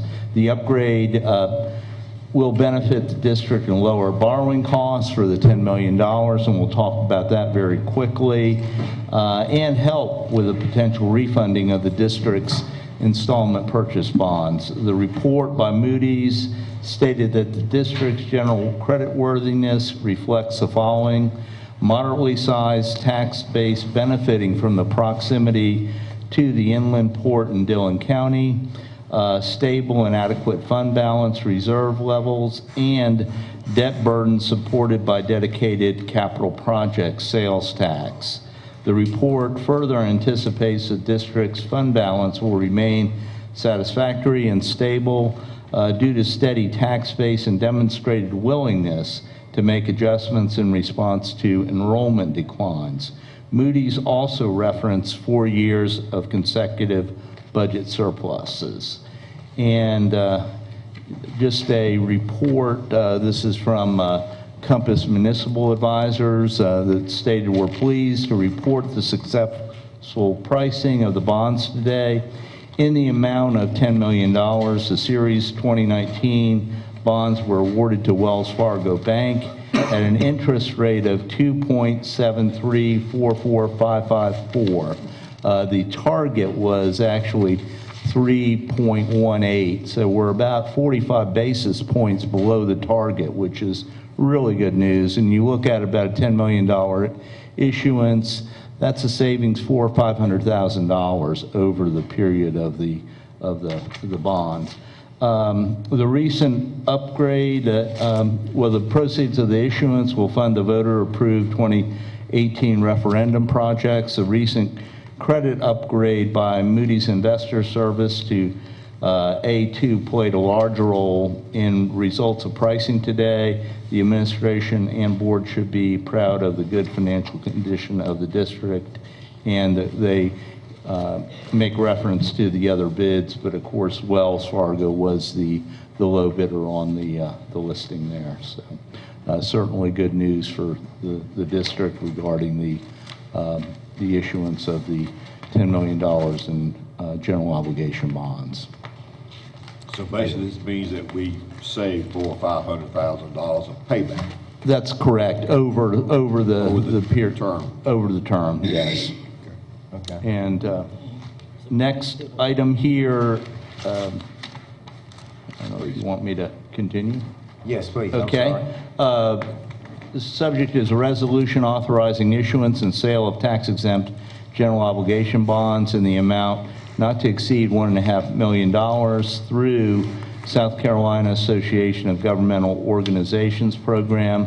Background information: the district on an annual basis must issue general obligation bonds to provide for the proceeds to retire annual installment purchase revenue bonds as issued in 2007 and a portion which were refunded in 2010 in order to qualify the use of tax millage to retire the debt. The resolution as proposed will authorize the issuance of general obligation bonds, Series 2019, in an amount not to exceed $1.5 million through the South Carolina Association of Governmental Organizations.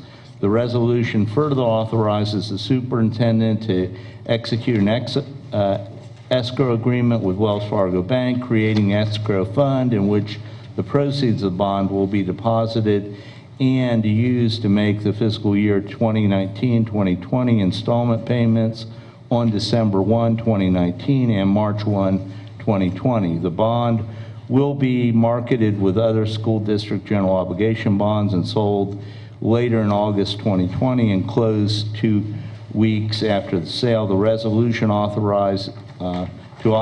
requires the signature of the board chair and the secretary of the board. The district complies with a set of written procedure as it relates to post-issuance tax compliance and identifies the chief financial officer or assigns as a designee party responsible to implement the procedure, confirm the filings with the Internal Revenue Service, provide record-keeping compliance with arbitrage restrictions and rules related to private use facilities. And Franny Heiser is here today to talk about the resolution. Thank you, Wes. Mr. Chairman, members of the board, it's great to be with y'all. The information Wes shared with y'all about your referendum debt really was good news, both the ratings upgrade and the interest rate that is almost half a percentage point below what was projected. So that will make it very easy for the millage cap, I think of 33 mills with the millage cap to be met, and will probably give y'all a little bit more flexibility going forward in terms of new capital funds. But as far as this resolution, I'm glad to answer any questions you may have. We will, as Wes said, you've got, we sell this debt in August. It closes in September, and it's largely for the purpose of making that December 1st payment.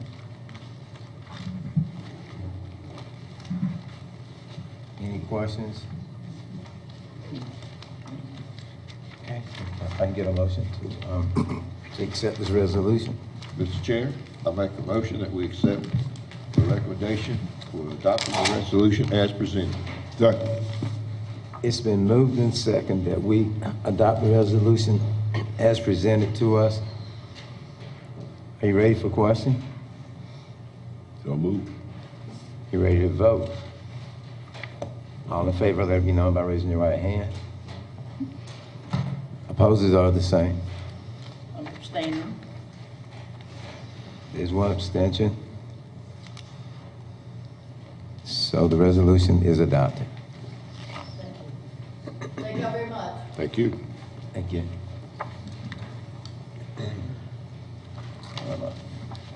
I'll ask this time. I'm sorry. Abbeville project was, I guess, about an 18 to 24 month project, and that was before my time, and I was asked to give some clarifications and provide some updates. And so what I did was I asked Mr. Tim Brown to come in, who can take us from start to finish with the funds that were used, received and used by Marlboro County School District. So Tim Brown. Thank you, sir. Mr. Chairman, congratulations. Thank you, Mr. Brown. And board members and Dr. McCord. I'm pleased to be here tonight to report to you on the Bennettsville Intermediate School Abbeville Fund Improvement. This project began by developing a 5-year plan for state funding of the Abbeville Capital Improvement Fund on August 24th of 2017. The district submitted its application listing Bennettsville Intermediate School as its #1 priority, which included new HVAC units and re-roofing of the front portion of the building. Funding was approved by the state of South Carolina on November 6, 2017. We then engaged the services of Shepherd and Associates Architects for the roofing and Mechanical Design Incorporated engineers for the HVAC on August 24th of 2017. The asbestos survey was completed on December 20th, 2017, and the final drawings and specifications were approved by the Office of School Facilities on May 3rd of 2018. Roofco Incorporated contract was dated April 26th of 2018, and LL John Heating and Air contract was dated April 14th of 2018. Roofco Incorporated certificate of substantial completion was dated December 19th, 2018, and LL John's Heating and Air certificate of completion, substantial completion was dated August 20th of 2018. And that was a summary of start to finish of the project. So it has been completed and all systems are go. Now the funding, do you want Mr. Park? Sure. Very, very briefly, we received an initial allocation of $1 million. We received an additional allocation of $163,101.23, and we used capital project funds for the remaining $75,286.19. The use of funds for professional services, $80,528.28. Roofco Inc. of Sumter, that was for roofing, $627,793.14. LO John Heating and Air, of course that's for the HVAC units, $530,066. Total building improvements, $1,157,859.14. Total professional and building improvements, that $1,238,387.42, and then of course all the actual payments that were charged through the general ledger are attached as well, so you can see those. But the project is complete and of course paid for. Professional services. Yes, sir. If I'm reading this correctly, the 80,000 were basically drawings and architecturals, this type of stuff. And construction management, yeah. Yes. And the 1,157,000, that's for the actual heating and air conditioning, actual roof and the being roofing, repaired. yes. So there's no problem with the roof now, no problem with the heating and air conditioning. All of that's been solved. Am I correct on that, Mr. Brown? Yes, sir. Okay. All that's been solved. And I'm assuming we've got some type of warranty for these systems, some type of warranty for our roof and that kind of stuff that went hand in hand with that, correct? Is it, what, how many years for the roof and HVAC? I can answer. We do have that. I received that information from Mr. Brown. I guess I requested it maybe 2 months ago.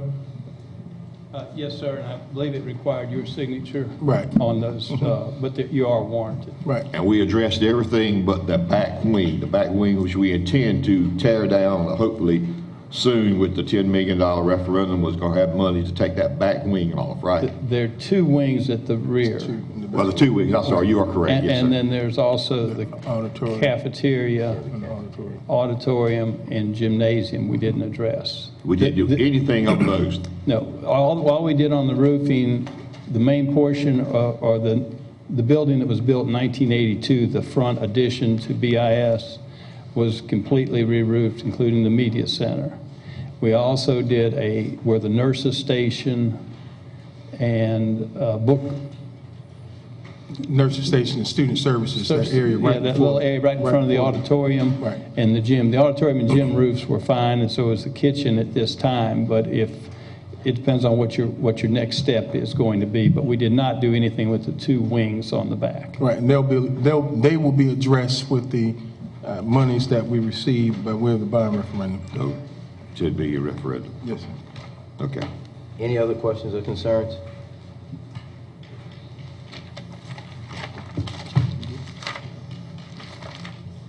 Okay, financial report. I'm sorry. Thank you, Mr. Brown.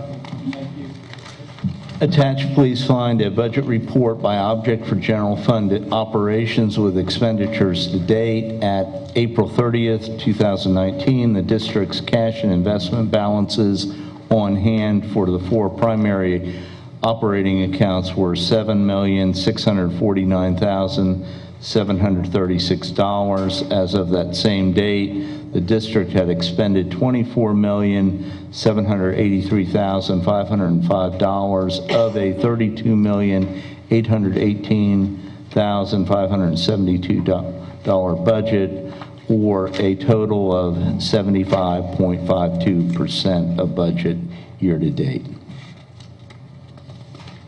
Okay, thank you. I'm just getting my quarters down. Sure. All right. Okay. Thank you, sir.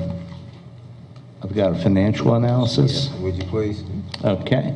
Financial analysis comparing the 9 months ended March 31, 2019 and the 9 months ended March 31, 2018. Attached, please find the reports by object for general fund operations with expenditures to date as of March 31, 2019 and March 31, 2018. The first set of reports are in summary form. The next set are by location, and the last sets are by object detail. The good news is that at March 31, 2019, the district's expenditures are $194,774 less than the same period last year. Specific areas of reduced expenditures include the following: reduced administrative support salary expenses, reduced contract instructional services, reduced contract cleaning services, and reduced supplies and materials purchased.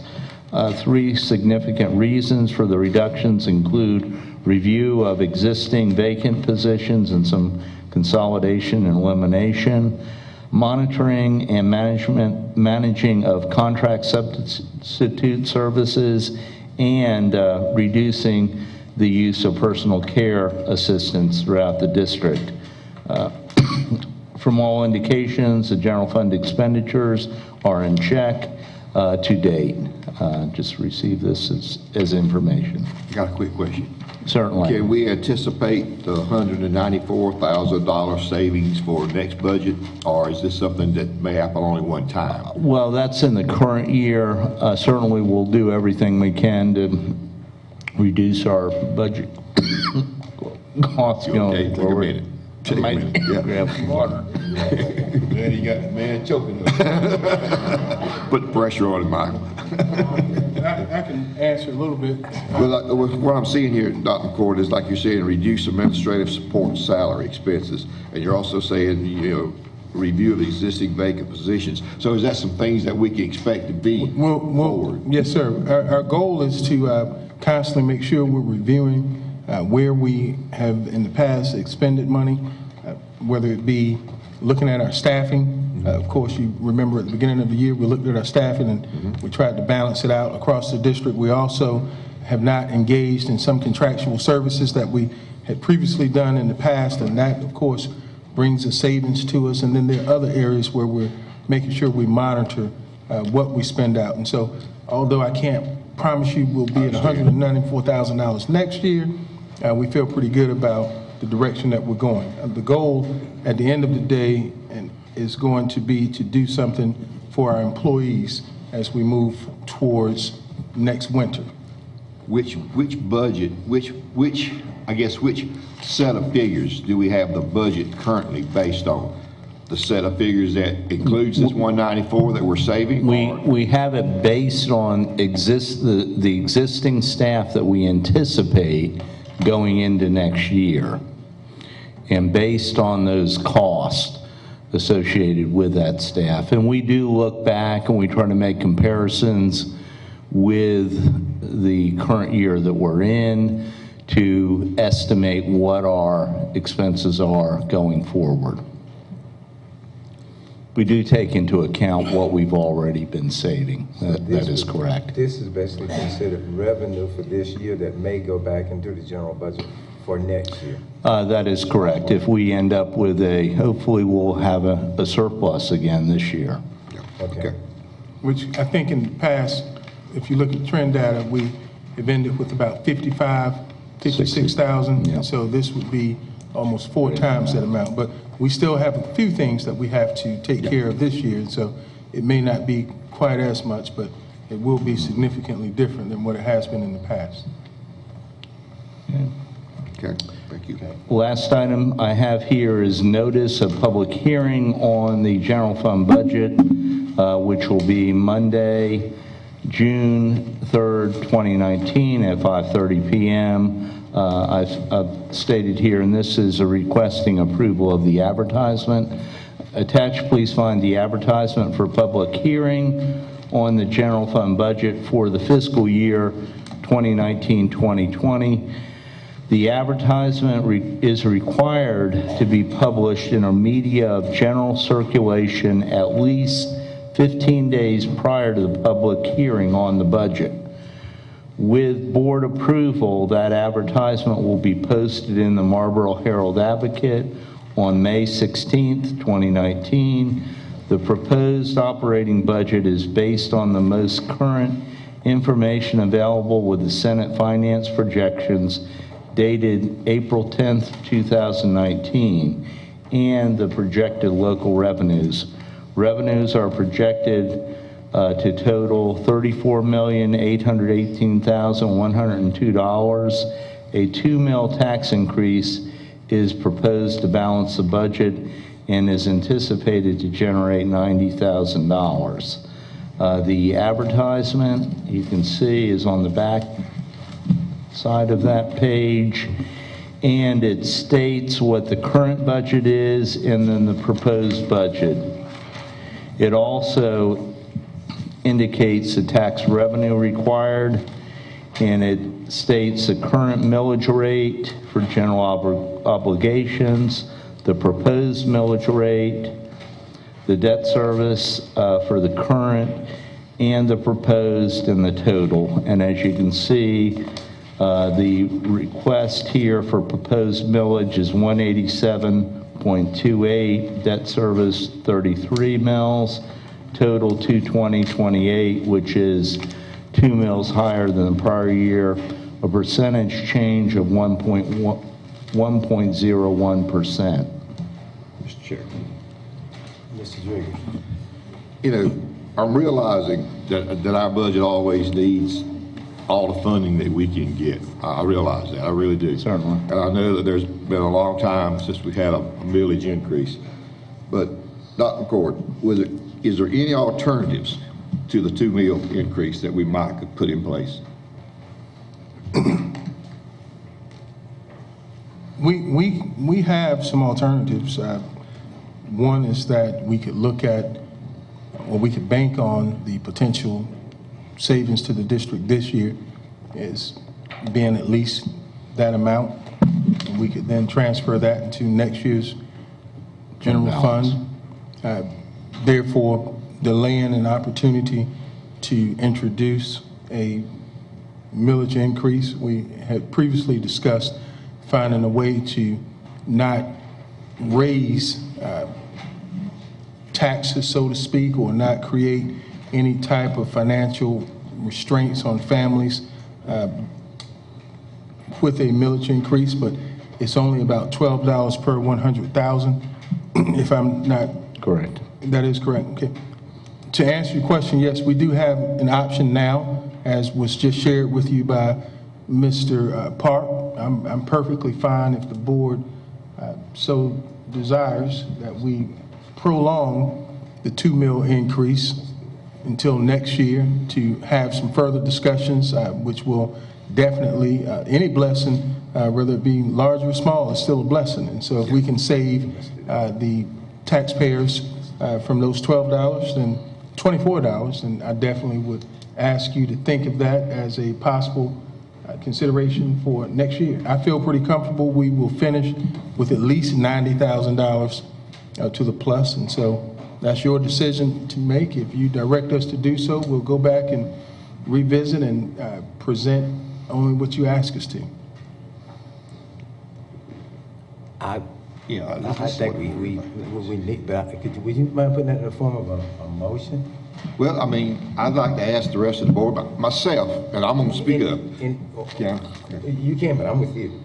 Okay, I'm going to speak up. I mean, I think that if we need to consider a little bit more. We need to think about it just a little bit more. And this is my opinion on it. Need to consider just a little bit more, and even consider putting in a reoccurring. Go ahead, think about it, figure it out, and put in a reoccurring instead of just 1-2 mil. Maybe we put in 2 mil for the next 3 years, or 1 mil for the next 5 years, or something on a reoccurring, where we're doing more than just approving one time. I'm just saying that the people of Marlboro County, when you say we're giving you a tax increase, they don't respond well to that. So if we're going to do a 2 mil one time, and and we're sitting there, and then we're sitting back, and well, we should have done a little more. So let's go back and think about this thing a little bit, and consider going more than 1 year with it, a reoccurring thing or something, and see what. And that's just my opinion, and I'm a hush now. Anyone else? Any comment? Any thought? I agree with Danny, because we had talked about doing this one time before, was increasing 1 mil per year for the next few years. And I think that's a little less painful for people. I think the last 2 budget meetings we were here, we had all the facts presented, and they said we needed it. I listened to some of our speakers, Mr. Best particular, and the things that we need. Now we come into time to vote, and we are backing up. I mean, we spent a long time going through these figures to get this budget balanced. Now we're going to have it unbalanced.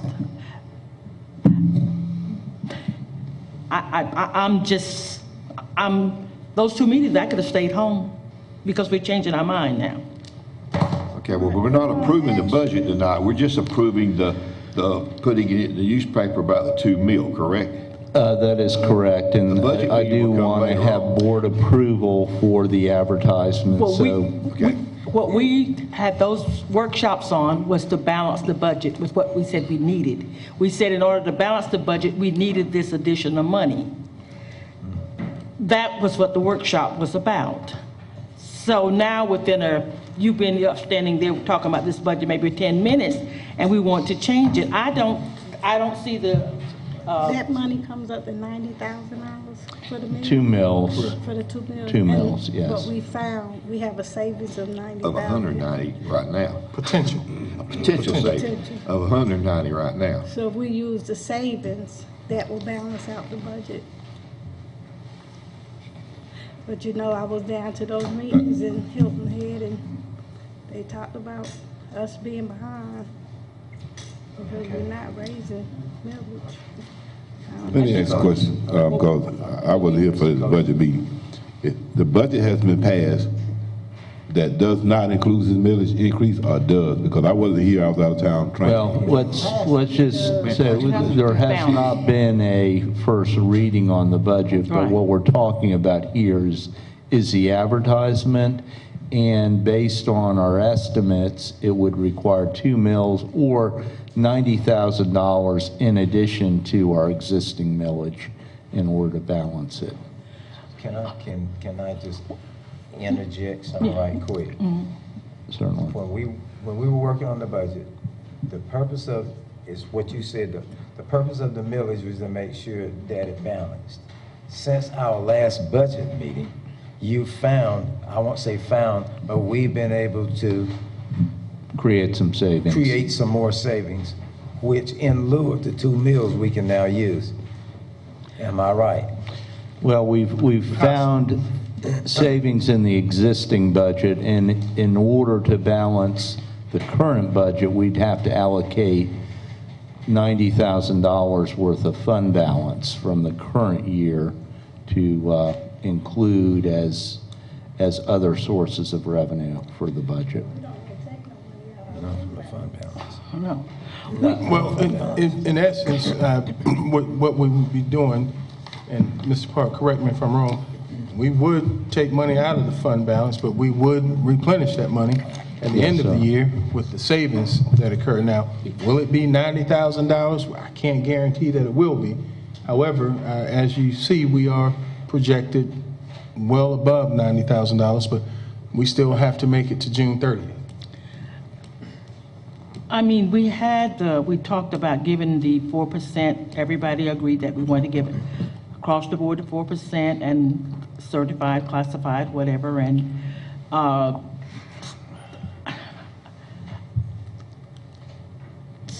now we talk, our fund balance is, we are okay, but we're not great.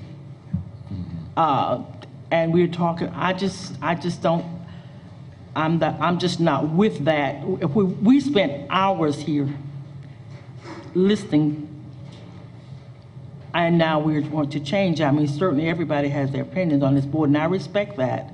But I don't like to waste my time. We're kind of waffling here, and this is not, we're waffling with people's lives and students' lives, and I just don't like to do that. I mean, that's my opinion, and we should have had this discussion last week about if we didn't want millage, we should have said it then. We go home and we discuss it, we come back and we knock it down.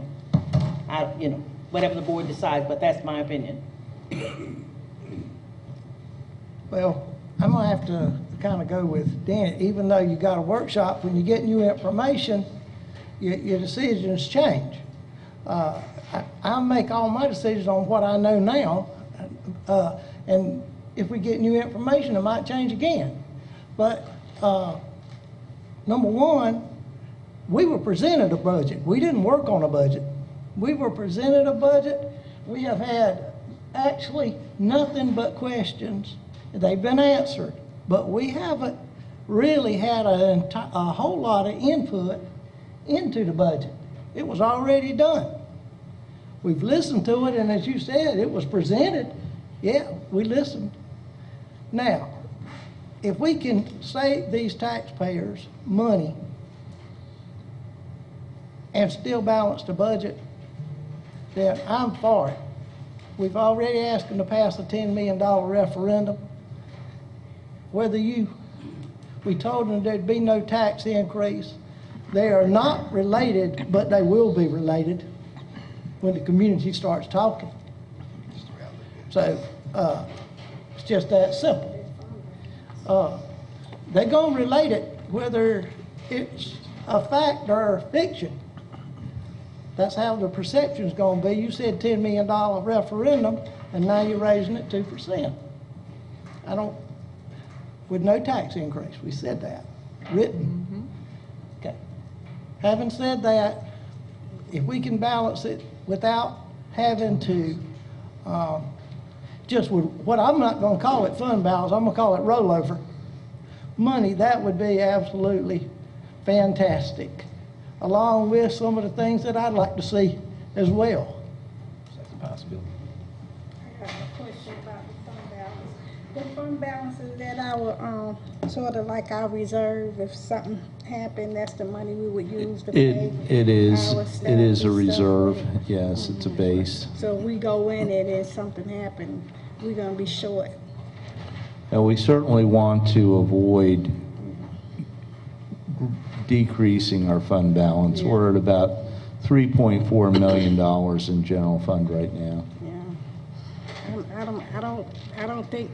I don't want to mess with the fund balance. I do, you're right, we did.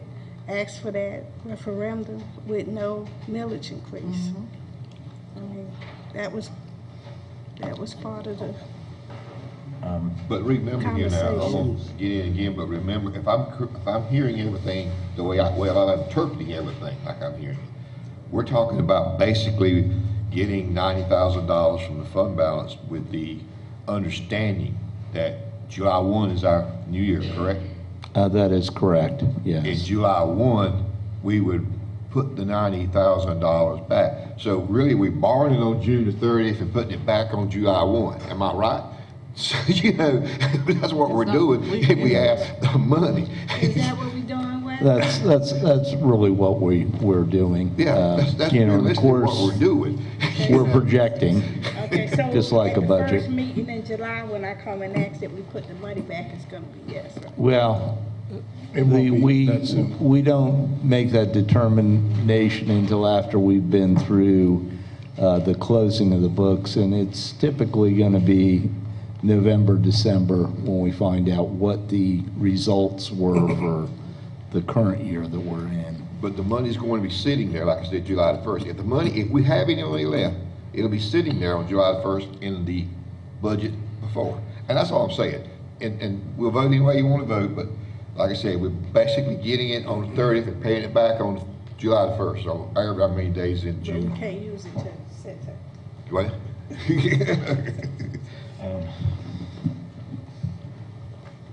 I mean, there's, I guess time to call the question. So we could, Yeah, so I'll make a motion that we hold off on this millage increase. I say. I don't know how to. That we hold off on the millage increase. that we defer the millage increase. I'll second that. If she,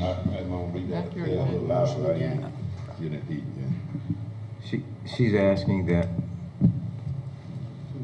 we not accept the budget as it is now. No. With the change in the millage. Am I Can we right? amend it? At this point in time, what we're doing, you're approving an advertisement, and in that advertisement, I need to state what the required proposed millage will be.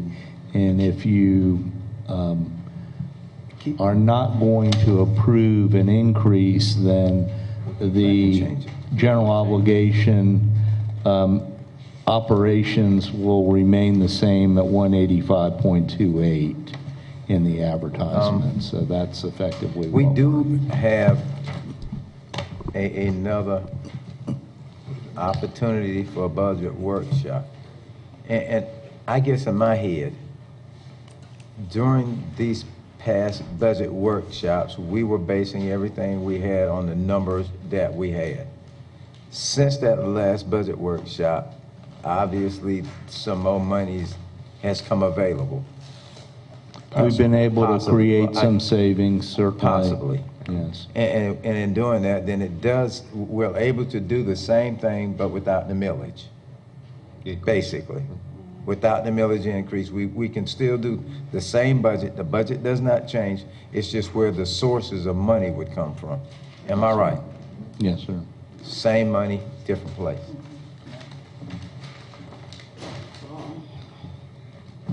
and we can still go back and visit it for the upcoming next year. And like I said, I really think we need to visit it with putting something in that's reoccurring instead of one hit for 2 mil, one hit here for 1 mil. I think we need to put something in that's reoccurring every year. That way it goes into place every year, generating the money for us, helping us out. And again, that's Danny's opinion, my opinion only. Okay. So we do have a motion on the floor, though. And we do have, was it second? Okay. It has been moved in second. I'll approve the advertising. Not to approve the advertising. Well, to approve the advertisement with a revision, with a revision to the rate, To the so millage. that it Yeah. would remain the same. Okay. I need somebody to state that just in that form. What he said. Hate to do that. We want to approve Okay, we want to make a motion to approve the budget that's proposed without the 2 mil The advertising. increase. The The advertising for the advertising. budget without the 2 mil tax increase. Okay. Correct. I'll make that motion. Okay, now it's properly done. Are you ready for question? I think we're done questioning. All in favor, are you ready to vote? All in favor, let it be known by raising your right hand. 4. All opposes? 2. I'm abstaining because I wasn't at the last budget meeting. Okay. Then it doesn't abstain. Opposing, I'm sorry. There's 2 opposes, 1 abstention, and 4. So it all right, it has passed. Now, it's my understanding what we just agreed to was to continue the advertisement. Advertisement, correct, because you have to meet the 15-day requirement in a publication of general circulation, which would be the Marlboro Herald Advocate. Yes, sir.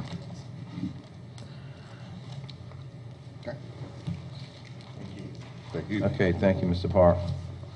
Go for it. Are we meeting on May 16th? When is our next meeting? Next board meeting? The next budget meeting.